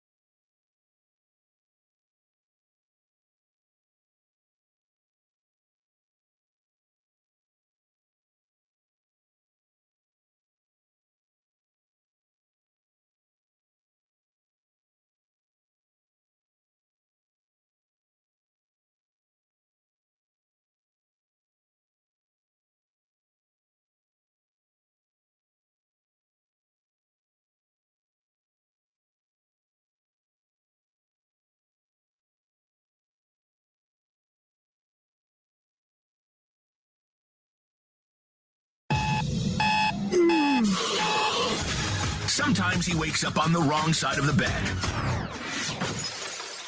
And sometimes he's just, well, Joe. Awkward moment. Let's do it. This is the Rex Rant, now on Robby and Rexrode. What's up? This is Scott Stapp from Creed, and you're listening to Robby and Rexrode on 102.5 The Game. Okay. Did I say Rexrode right? Rexrode. Rexrode. Okay, let me do that again. No worries. What's up? This is Scott Stapp from Creed, and you're listening to Robby and Rexrode on 102.5 The Game. The greatest piece of audio in recorded human history. Welcome back into Robby and Rexrode here on the program. Joe Rexrode's rant of the day. Joseph, the floor is yours. I mean, that thing is, it really is amazing. You know, really is. I mean, it's good to not play it all the time, but like Every time it comes back up, it's a very special moment. It really is.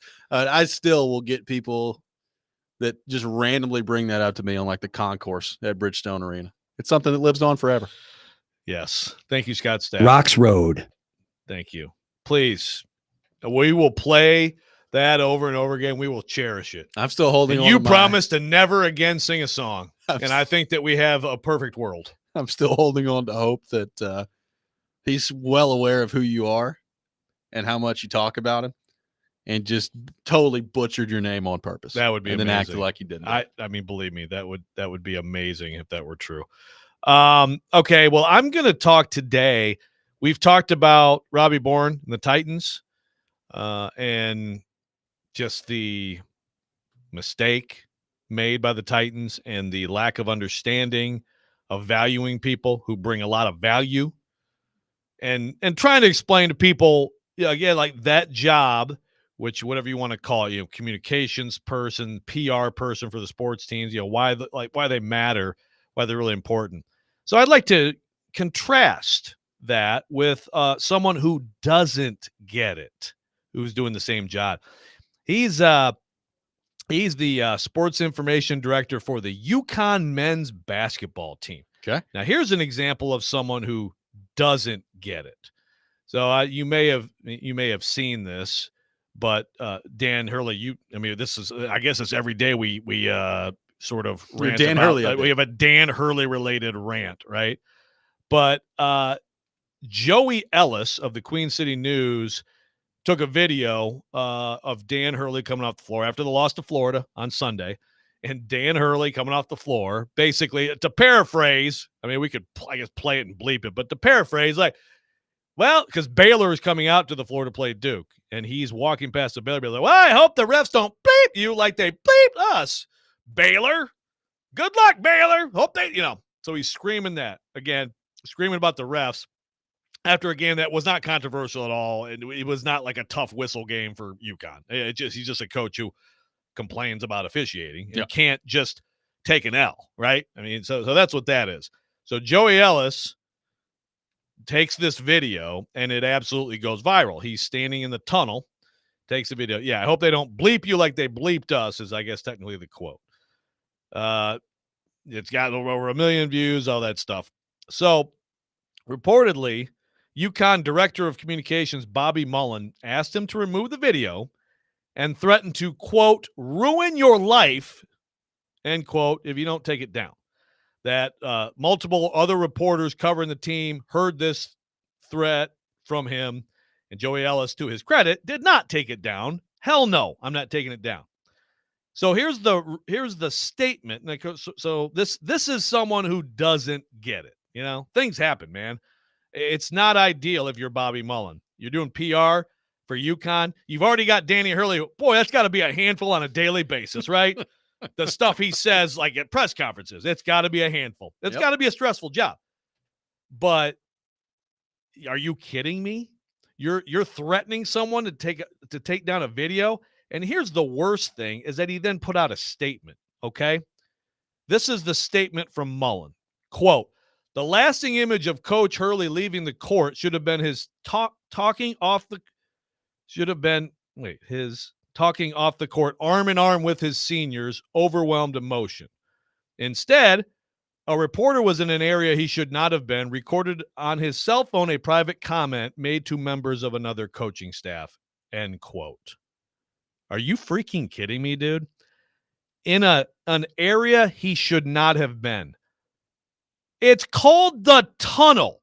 You can't get onto the court if you're a player, a coach, a media member, a concessions worker, a security guard, if you don't walk through the tunnel.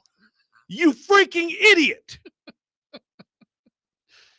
You're saying he can't be in an area where you can't possibly leave the court if you don't go in the tunnel? Like, you can't possibly think anyone would believe you if you said, I'm sure some people say, oh, that area should not have been. That's an interesting point. You can't leave the court without getting in the tunnel. Sorry. I know that part of the statement is like all of it's stupid. You know, it's like, come on. He said what he said in a public area and he put it on. This happens all the time. But the fact that he tried, and this carefully thinking of this statement and wrote it out and actually tried to pass off as fact that he's in an area he should not have been. This isn't a football stadium. Football stadiums, the teams go in the tunnels and basically it's just them and like media's not allowed. You can't move in a basketball arena if you don't walk through the tunnel. It's amazing that he tried to pass this off. So anyway, that's not getting it at all, and that's bad PR. And he deserves all the crap he's getting right now. Well, my favorite is when people in these jobs say what the lasting image should be. Right. And what the news should Then be. don't do stuff like that. Guess what? You don't get to determine what the news is. You don't get to determine what the lasting image should be. And if you have that much of a problem with it, maybe have a conversation with your coach that says, hey, can you please just hold in your crazy anger that you display every time you're on a basketball court until you get back in the locker room if you're that concerned about it? It's ridiculous. Yeah, like, look, if this is how you handle this situation, I'd advise you to, like, switch up, man. Like, if you're gonna keep doing Dan Hurley PR, you're gonna have more situations like this. And again, you can't seriously think the fact that he ever crossed his mind to go to this guy and say, take that down. I mean, come on. That's embarrassing. And it would be embarrassing if the reporter even considered it for a second. And then to double down with this statement and lie because you know damn well that he has to be in the tunnel and everybody's allowed to be in the tunnel. Ridiculous. And also, it's 2025.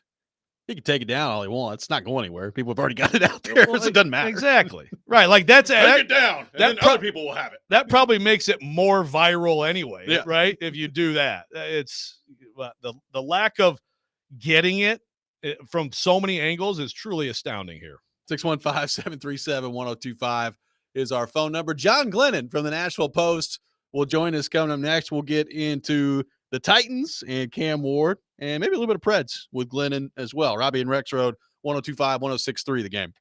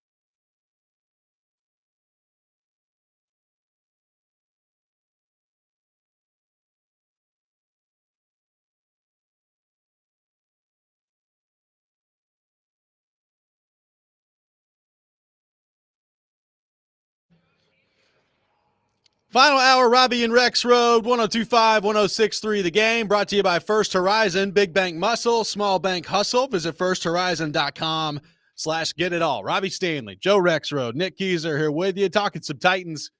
And to help us do that, we head to our 102.5 The Game phone line, driven by WilsonCountyHyundai.com, and welcome in our friend John Glennon from the Nashville Post. Johnny, good morning. How are you? I'm doing well. How are you guys? Oh, great, man. Appreciate you taking time to be with us. So, John, I'm looking at the Titans roster right now with what they've done to this point in free agency. We know quarterback's a massive need. I think they're going to take care of that at number 1 overall. I'm looking at wide receiver and I'm looking at edge rusher, and I think there's still a lot of work to be done at both of those spots. So, John, as you look at the roster right now, as you look at what they've got, which one of those is a more pressing need to you at the moment? Wide receiver, edge rusher, and how do you think the Titans attack that at this point in the offseason? Yeah, I think certainly both very needy at this point. If I had to lean one way or another, I would say wide receiver is top priority, and that is probably assuming you're going to take Cam Ward number 1, which certainly seems to be the case right now. Why not? If you're going to take a quarterback number 1, why not make first priority giving him an added weapon, some extra weapons? And really, I mean, the cupboard is so bare right now outside of Calvin Ridley. You know, I don't think you can rely much on Treylon Burks. So obviously, NWI is gone. Tyler Boyd is not coming back. And you've got several other guys that, you know, maybe are young, maybe have some potential, but, you know, nothing that's really been realized yet. So I think that has to be top priority. And I think, you know, edge rusher is not far behind. I think they've addressed that a little bit, certainly with, you know, add a guy like Draymond Jones, you know, add some depth in Lorenzo Carter there as well. But, you know, let's face it, you know, Harold Landry, I mean, that's a significant void. You did well in terms of, you know, creating a lot of salary cap room, but, you know, you got to fill a lot of numbers there too. Harold Landry was, you know, responsible for 9 of those 32 sacks the Titans had last year. You know, a fair amount of pressures as well. So I don't think Draymond Jones has enough of a proven track record as a sack guy, as a pass rusher to really be the sole replacement there. So I think there's work certainly to be done there too. But if you say one of the 2 priorities, I'll go with wide receiver. You just have to mention NWI, huh? Just drive the knife, plunge the knife. He's still in mourning. My goodness. Moving on to be number 2 Dolphins man. Oh, there you go. There you go. Hey, so what do you think about Cam Ward? Is this a good or a bad decision by the Tennessee Titans that we all are assuming is happening? Yeah, you know, I mean, I lean toward it being a good decision, and obviously I am no NFL scout, and neither are any of us in the media, so, you know, those guys get paid to tell us how good these guys are and if they're worthy of a number 1 pick. I mean, certainly from the clips that I have seen and that we've all seen, you know, when I look back at what Mike Borgonzi and what Brian Callahan said they're really looking for in a number 1 quarterback or in a very good quarterback, I should say. You know, Mike Borgonzi talked about processing, quick processing. Brian Callahan talked about the ability to play well under pressure. And we've seen a lot of evidence in regards to Cam Ward on both of those fronts. And then, you know, you look at just kind of logic too. I mean, one of the primary reasons I think that Brian Callahan was hired as a head coach is because of his offensive-minded background, of his ability to deal with quarterbacks.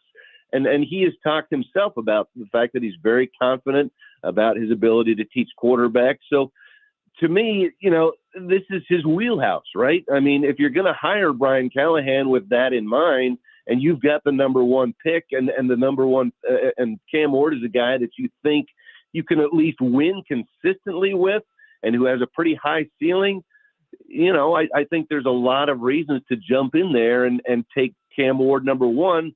How many times are you going to end up with the number 1 pick? Maybe we shouldn't answer that.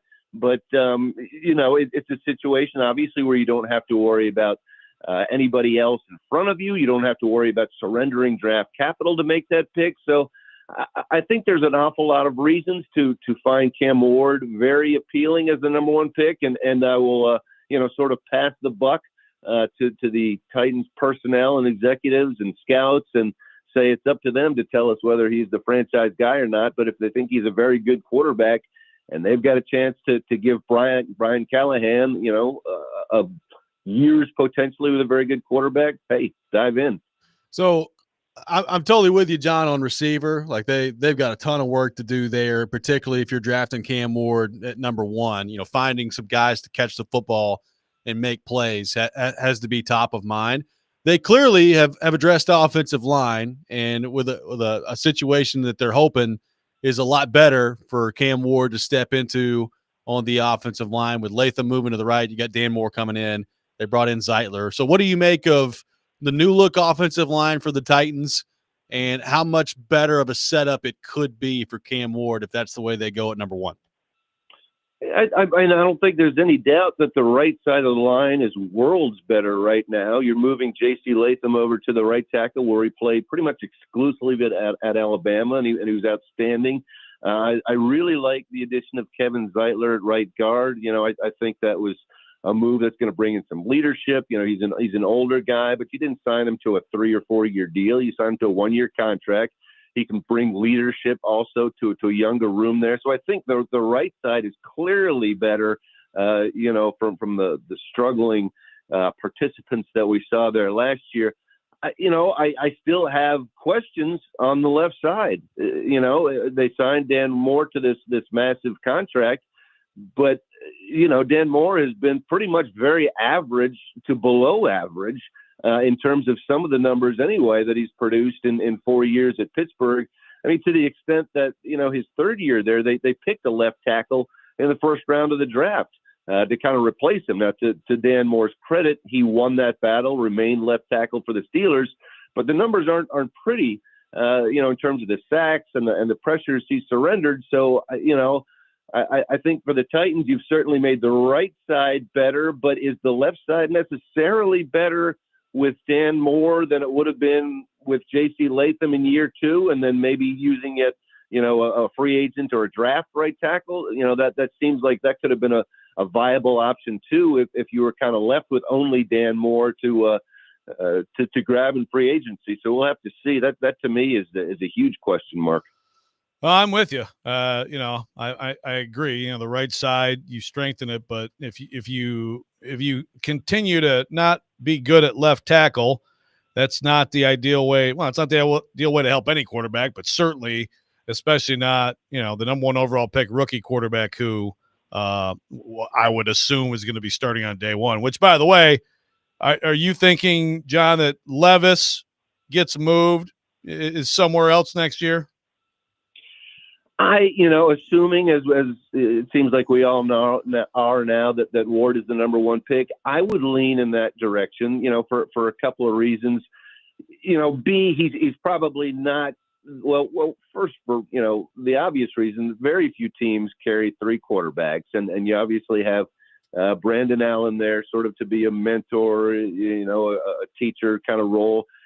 I'm not sure Will Levis is the ideal person to be a backup right now. Will Levis, going into his 3rd year, still very much thinks and feels that he can be a starter, whether it's here or somewhere else. And I'm not sure whether they want that situation in the quarterback room or not. And 2, you have to look at, we know how much of a priority that this the hierarchy now for the Titans has set on compiling draft capital and draft picks down the line.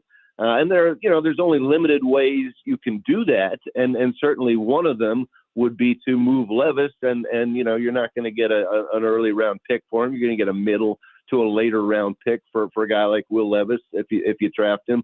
But it does make sense to me. I think you still have your journeyman mentor teacher in there with Cam Ward, and I think you maybe remove what might be a potentially disruptive situation there. John, I want to get your thoughts on the Preds. There's 12 games left in the season, in a season that has largely, for all intents and purposes, been over for a long time. So as you kind of sift through this, and you're Barry Trotz and you're the Preds trying to figure out how to move forward here, how do you view it? Like, how do you view, obviously, putting into scope the disaster that this year has been and what that could now mean moving forward. How do you find your way out of this and get back to being competitive next year if you're the Predators and Barry Trotz?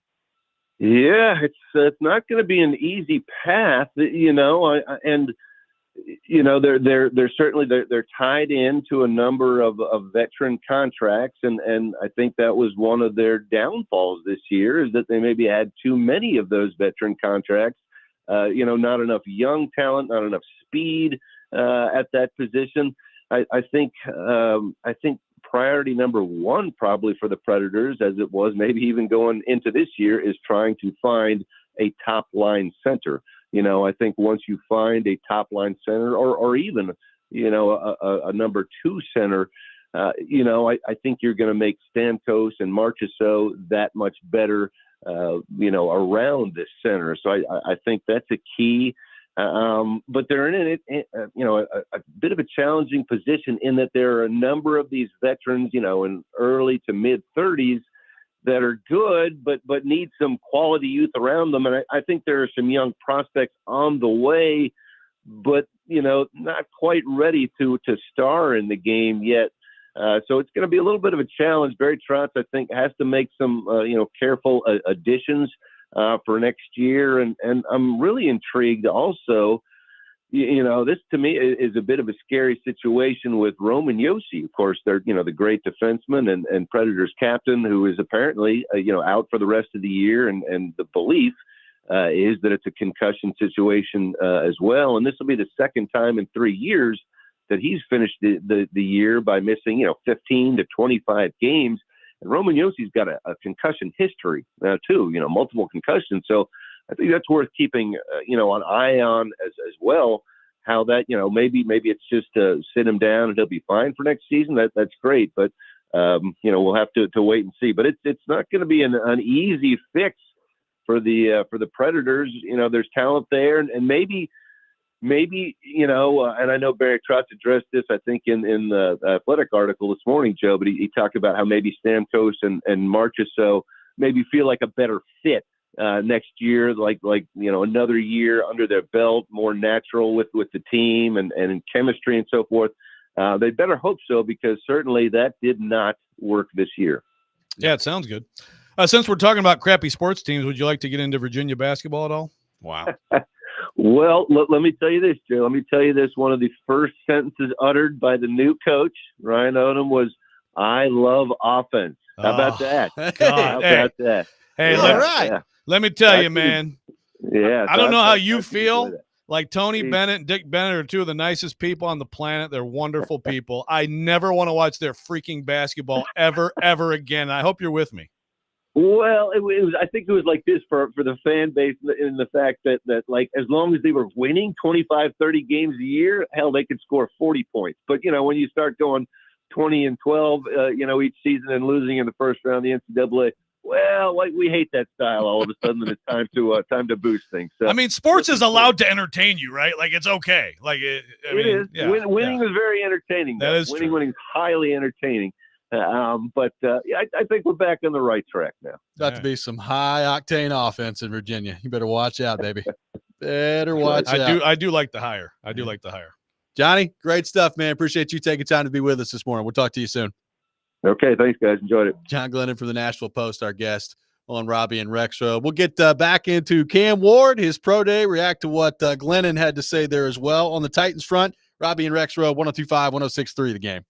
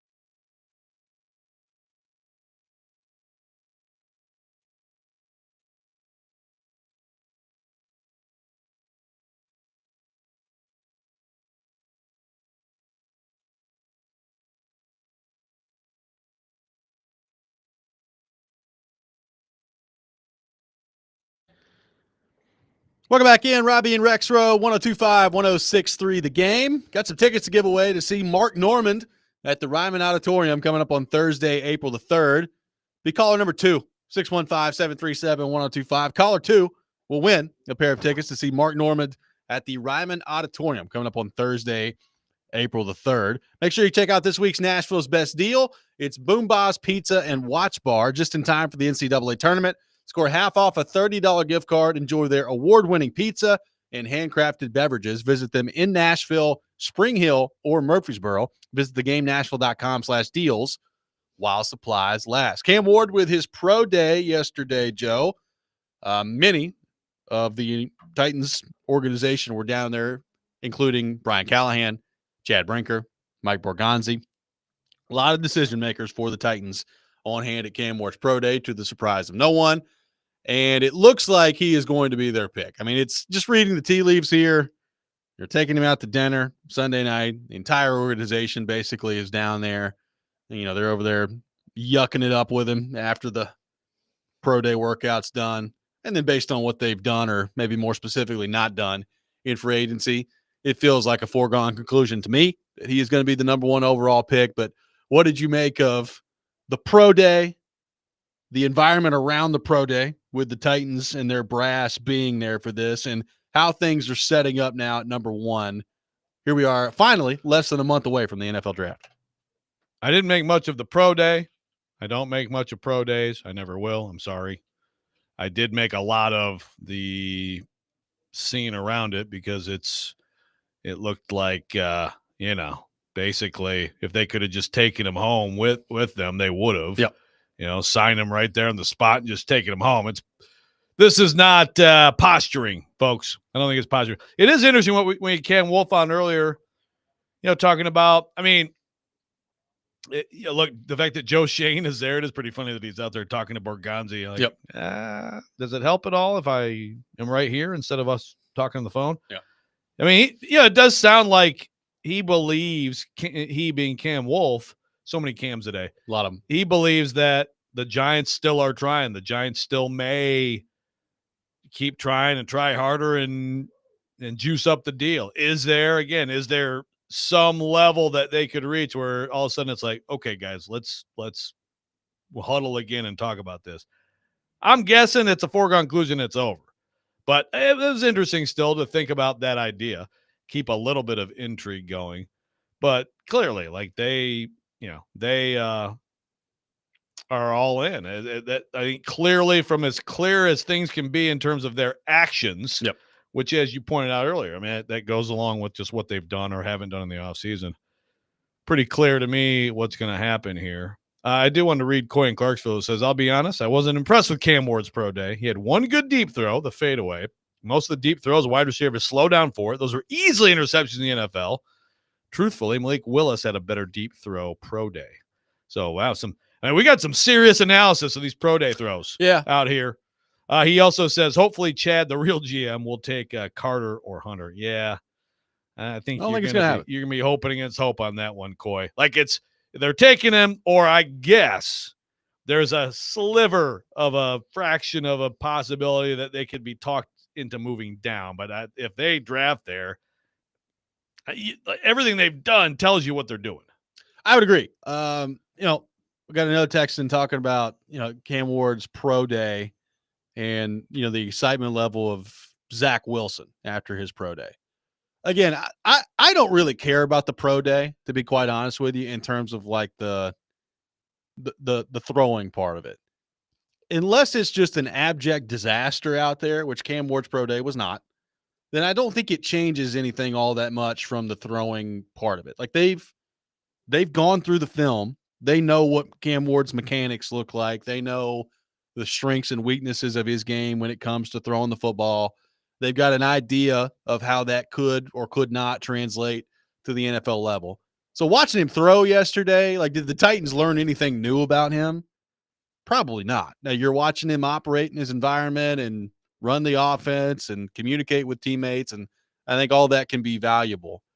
But I think we get caught up too much sometimes in the actual pro day workouts. Like, to me, I care more about like watching the Titans interact with him and some of the things that he said in the aftermath of it. Like watching, we joked about Rand Carthon with CBS Sports interviewing Cam Ward after the workout yesterday, which I did not expect, but was interesting to see when that happened. But in that interview and what he was talking about with Cam Wolf on NFL Network, which we brought up earlier with him, like him going through his process and like, with Rand Carthon, he was talking about the different style of defenses in the NFL and the type of throws that are going to be required to attack those defenses. Like all those things are more interesting to me than watching him throw a football in a t-shirt and shorts yesterday.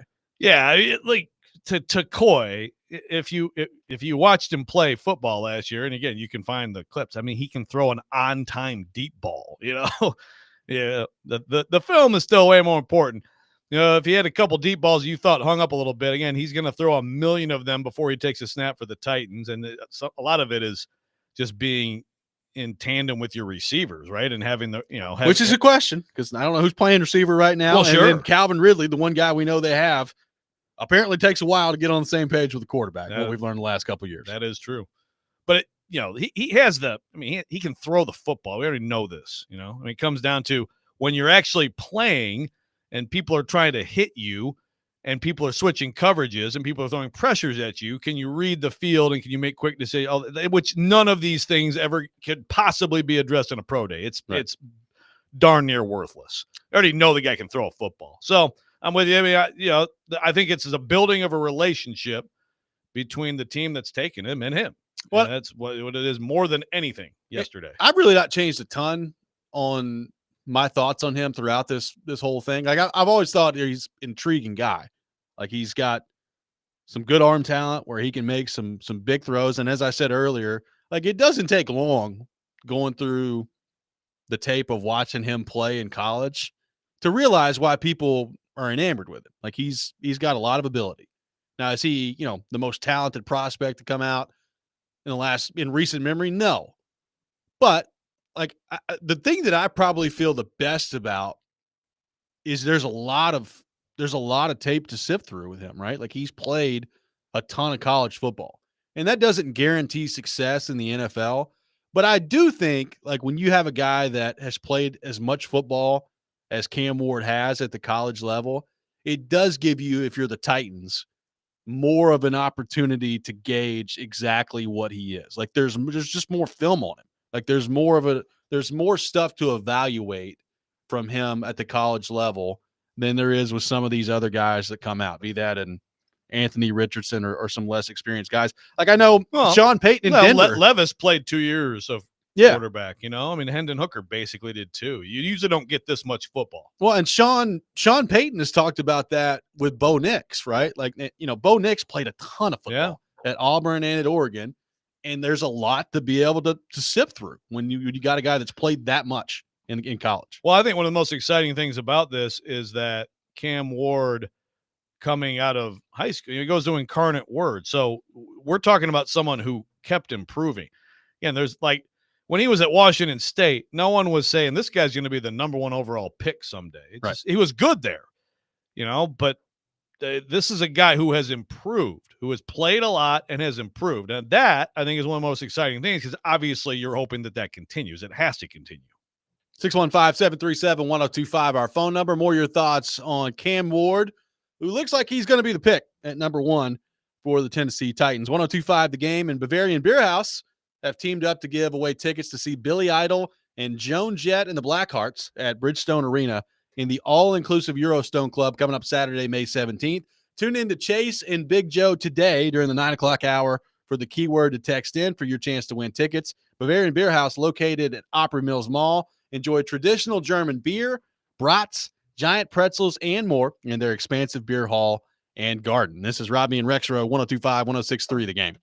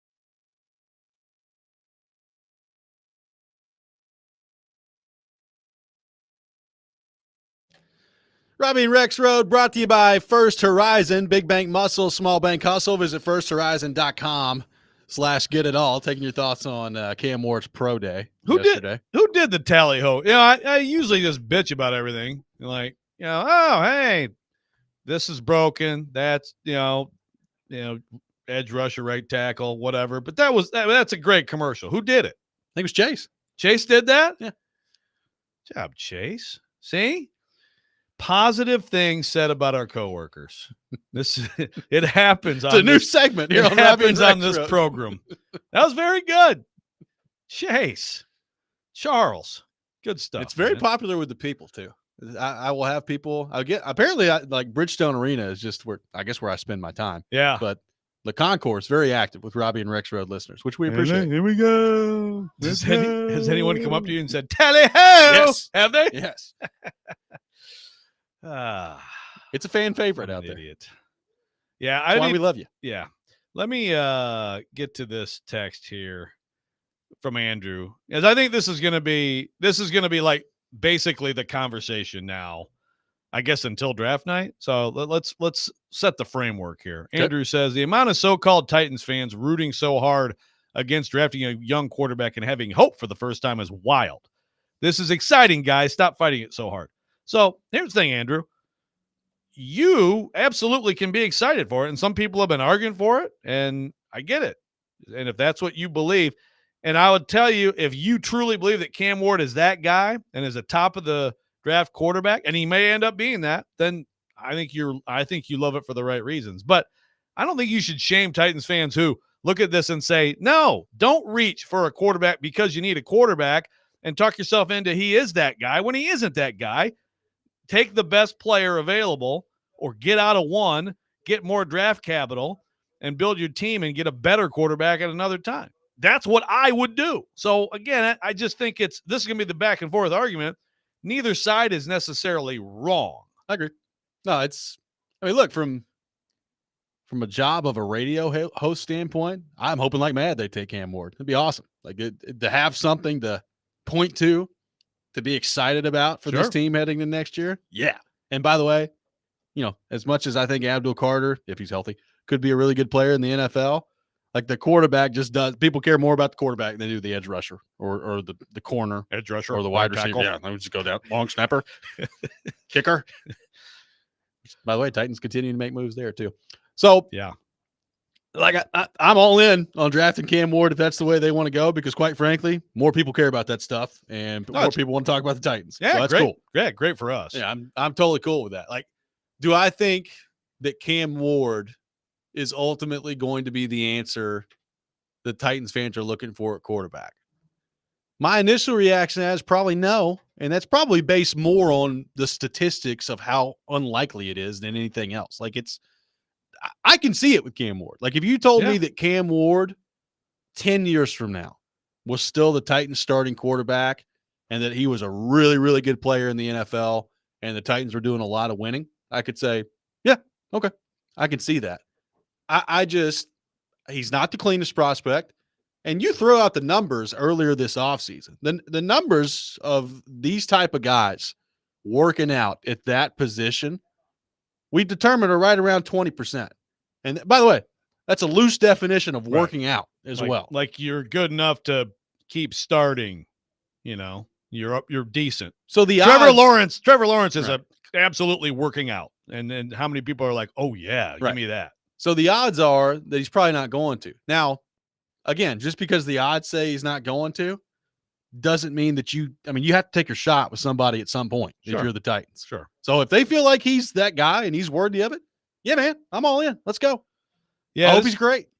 Yeah. It's an interesting, it's kind of like doing as much as I do with college hoops. Now, college hoops is an example of a sport where like the metrics nerds are huge in that sport. And like, Ken Palm and Bart Torvik and all these people.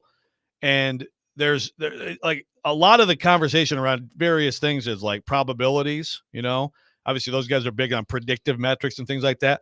It is an interesting, if you have this discussion and throw in just the rarity of getting to the top of the draft and how important it is to take advantage of that, right? I mean, that's probably the third thing in this discussion that is worth, if you tried to make a mathematical, like we're talking about 20%, but what about also just the difficulty of being in position to take the best quarterback in a given draft? Right. I mean, that is part of the equation. Again, I'm still personally taking Travis Hunter and happily walking back to my seat after handing the card to Roger Goodell, but that's me. But that is another part of this, I agree. you can't just assume you're going to get there. Yes, at a later date, you can try to move up into a given draft, and you may have better quarterbacks in that given draft. This is a rare opportunity because of how bad you were last year. It is. And then, behind all of that, the hope is that the Titans have done their due diligence here and they feel great about that selection. That's what they're going with. And they may be wrong. They also may be right. And if Cam Ward ends up being the guy that you've been looking for around here for a long time at that position, then the doldrums of last year are probably worth it in the end, right? Like this is what you're hoping for. Like this is the payoff for sitting through that garbage of a football season that we sat through last year. You're hoping that this is the payoff and he's the reward for that. Yeah. Look, it makes the next couple of years guarantees I think a higher level of interest, right? There's no doubt. I mean, that's what it is. And you do need to take your shots at times. So they're going to, we think, unless Joe Shane made Borgonzi an offer he can't refuse yesterday. And we're already way behind, and they've already got the framework of a deal in place. Lenny on the text line says it's certainly early, but do you believe that the Titans are currently better on personnel than they were last year? That's an interesting question. I mean, do I think the offensive line is better on personnel? Yeah, than last year. But I'm looking at edge rusher. Like, they're not better than they were last year. Wide receivers, you don't really have a room right now. I mean, we can joke, but NWI leaving makes it worse. Yeah.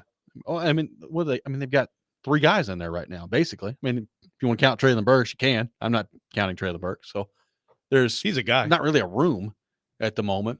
And then, corner, you got rid of a Woozy. Now, I know that he played 8 games last year, and you're not feeling great about his health moving forward here as he enters into his 30s. But I guess the answer to the question is no, I don't feel a whole lot better about personnel right now. And we'll see what quarterback. Like, at the end of the day, if you're telling me the quarterback play is improved pretty dramatically from where it was last year, even with Ward in year 1, then that's going to make a big difference regardless of what the personnel looks like. Yeah. But yeah, I would say no also. And again, if you want to compare to a year ago, the Titans had just traded a significant pick for a corner who had been great the year before. Yeah. And now that same person was Casper the Ghost this last year. So you're worse there just by the most recent information. CC on the text line says, what's worse, drafting Ward and him being a bust, or not drafting Ward and watching him win with another team? That's a great question. I'd probably go option 2. Yeah. Not drafting him and then watching him win with another team. Like not drafting him. I guess I would go number 2 if it's not drafting him and watching him win with another team and becoming a star, right? Like the quarterback, there are quarterbacks in this league that can win because they're with great teams, but they're okay. That does happen. Sure. But yeah, if you don't draft him and then he goes and actually becomes Mahomes, Cam Wolf did mention he did mention Patrick Mahomes. He sure did. Again, in the off platform, it is wild to think back to the Mahomes. I was down on Mahomes coming out because Texas Tech, man, that offense. And some of that is the times have changed a little bit where I think we're less likely, I think, to worry about system as we were then. Yeah. But still, I mean, I didn't think he was going to be any good. He's turned out to I'm be a pretty good evaluator of quarterbacks, as you can tell. Hey, Bryce Young's going to light it up this year. Hey, man. Hey, he's coming now. He's coming. Let's go to our 102.5 The Game phone line, driven by WilsonCountyHyundai.com. Welcome in Carl to the program. Carl, good morning. Thanks for calling in. Good morning. No problem, guys. I'm telling you, a lot of this talk about this kid, it just has echoes of past talks about quarterbacks. And what the problem we have, and I'm putting myself in this too because I do it as well. We see a guy and we're like, yes, that's what a quarterback's supposed to be. And next thing you know, he's Mitchell Trubisky. Or we see a guy and we're like, yes, that's the quarterback. He is what the quarterback is supposed to be. He's a number one overall draft pick, and he becomes Trevor Lawrence. I mean, to me, for what people thought Trevor was going to be, he's a bust. I feel comfortable saying that because I'm the guy that thought that he was a can't miss prospect. Same. He was pro ready since he was a freshman, and the only reason why he didn't become a pro straight out of high school is because they don't allow it. I mean, I thought that about the guy, and he's a bust. I mean, he may be an adequate NFL quarterback and probably throw better than 99.9% of the people on this planet, but as a quarterback in the NFL, he's just another guy. We didn't think that's what he was going to be. So if we're looking at guys like Cam or Shador, we're saying, well, this is a down draft, a quarterback, because we just got these two guys. Remember, we thought that Trevor was going to be the greatest quarterback since Tom Brady, and guess what? It didn't happen. You never know what a person's going to do until they get out there. My son had a saying back when he was in high school playing football. He said, everybody look fast and short. Let's see what they look like when they get them pads on. Yeah. And that's what I'm saying. Everybody, they may look good. Trevor looked good winning the national championship, and he looks great. But when he got in the NFL, he's just another guy. So you just know, and Tom Brady ended up not being another guy, but he just looked like another guy when he was in Michigan. Now, look, he's the greatest quarterback of all time. So you just never know, guys. Thanks for the call, Carl. Appreciate it. Ish. I know Rexrode started shaking. He's one of them. He's top 10. No, I mean, look, it's a great point. And also, by the way, Jaden Daniels last year. Yep. CJ Stroud the year before. Sometimes it's way better than you think it's going to be right away. And everything he just said, I agree with. It's not even just with us though. That's with NFL people. Like they fall into the same trap. Man. Yes. So it makes it so hard. We're all dumb. 737-1025. Our phone number. More of your thoughts on Cam Ward and the Titans. Robby and Rexrode 1025-1063 The Game.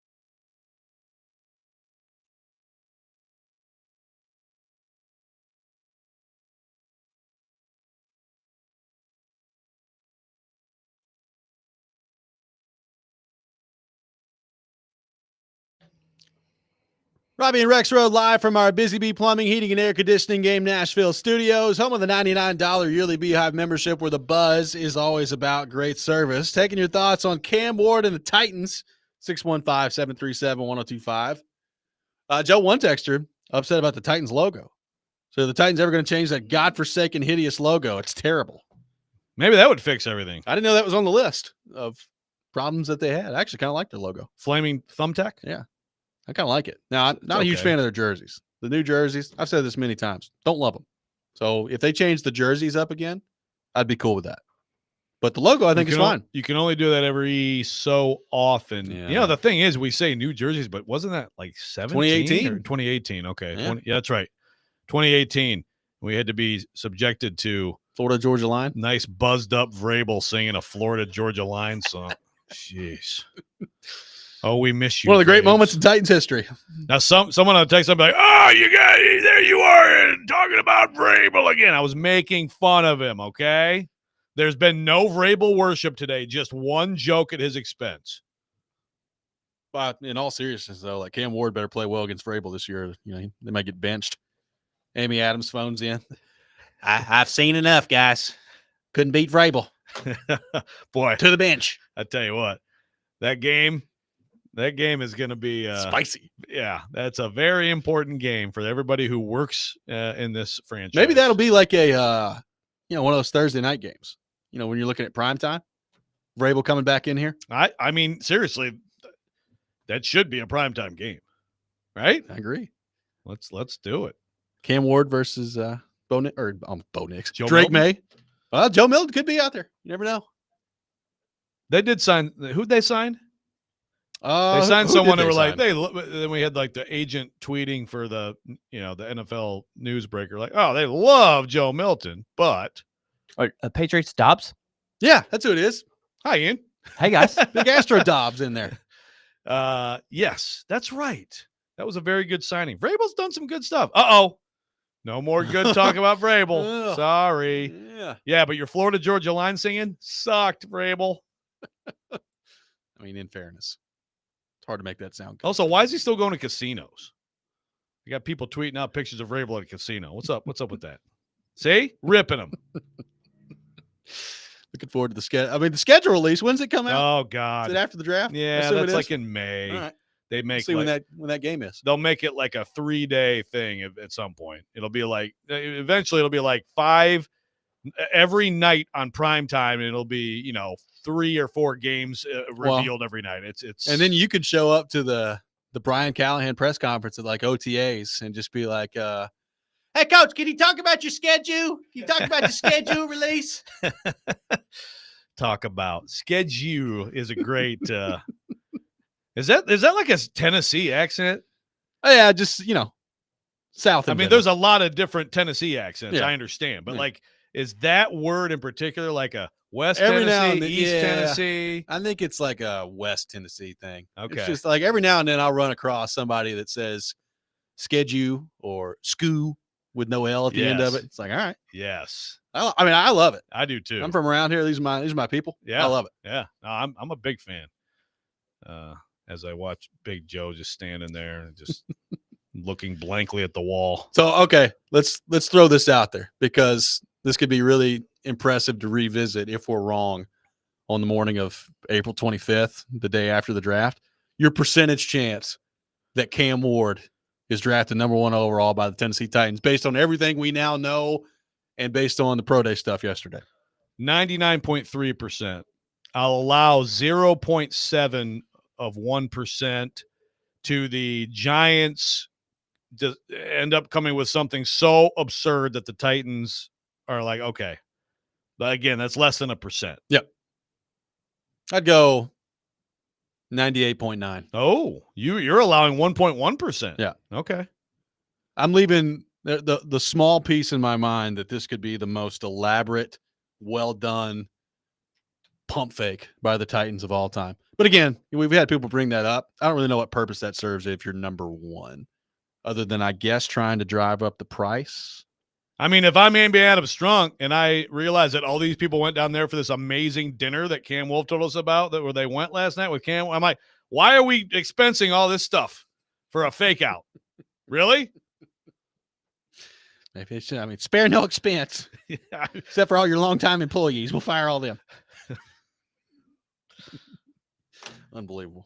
By the way, we're getting a lot of text about that from people outside the Titans organization in the NFL world. Yeah. So, Oh, yeah, absolutely. People are outraged about this in the league. And tomorrow with Kaharski, we will. yeah, it could be good. We Could be will talk more about that garbage. Could be a special time with Kuharski tomorrow. That's going to do it for us today here on the program. PK will be with us tomorrow. We got a lot to get into on the Cam Ward front as well. We'll do that. Hope everybody has a wonderful rest of their day. Chase and Big Joe coming up next. You're listening to 102.5.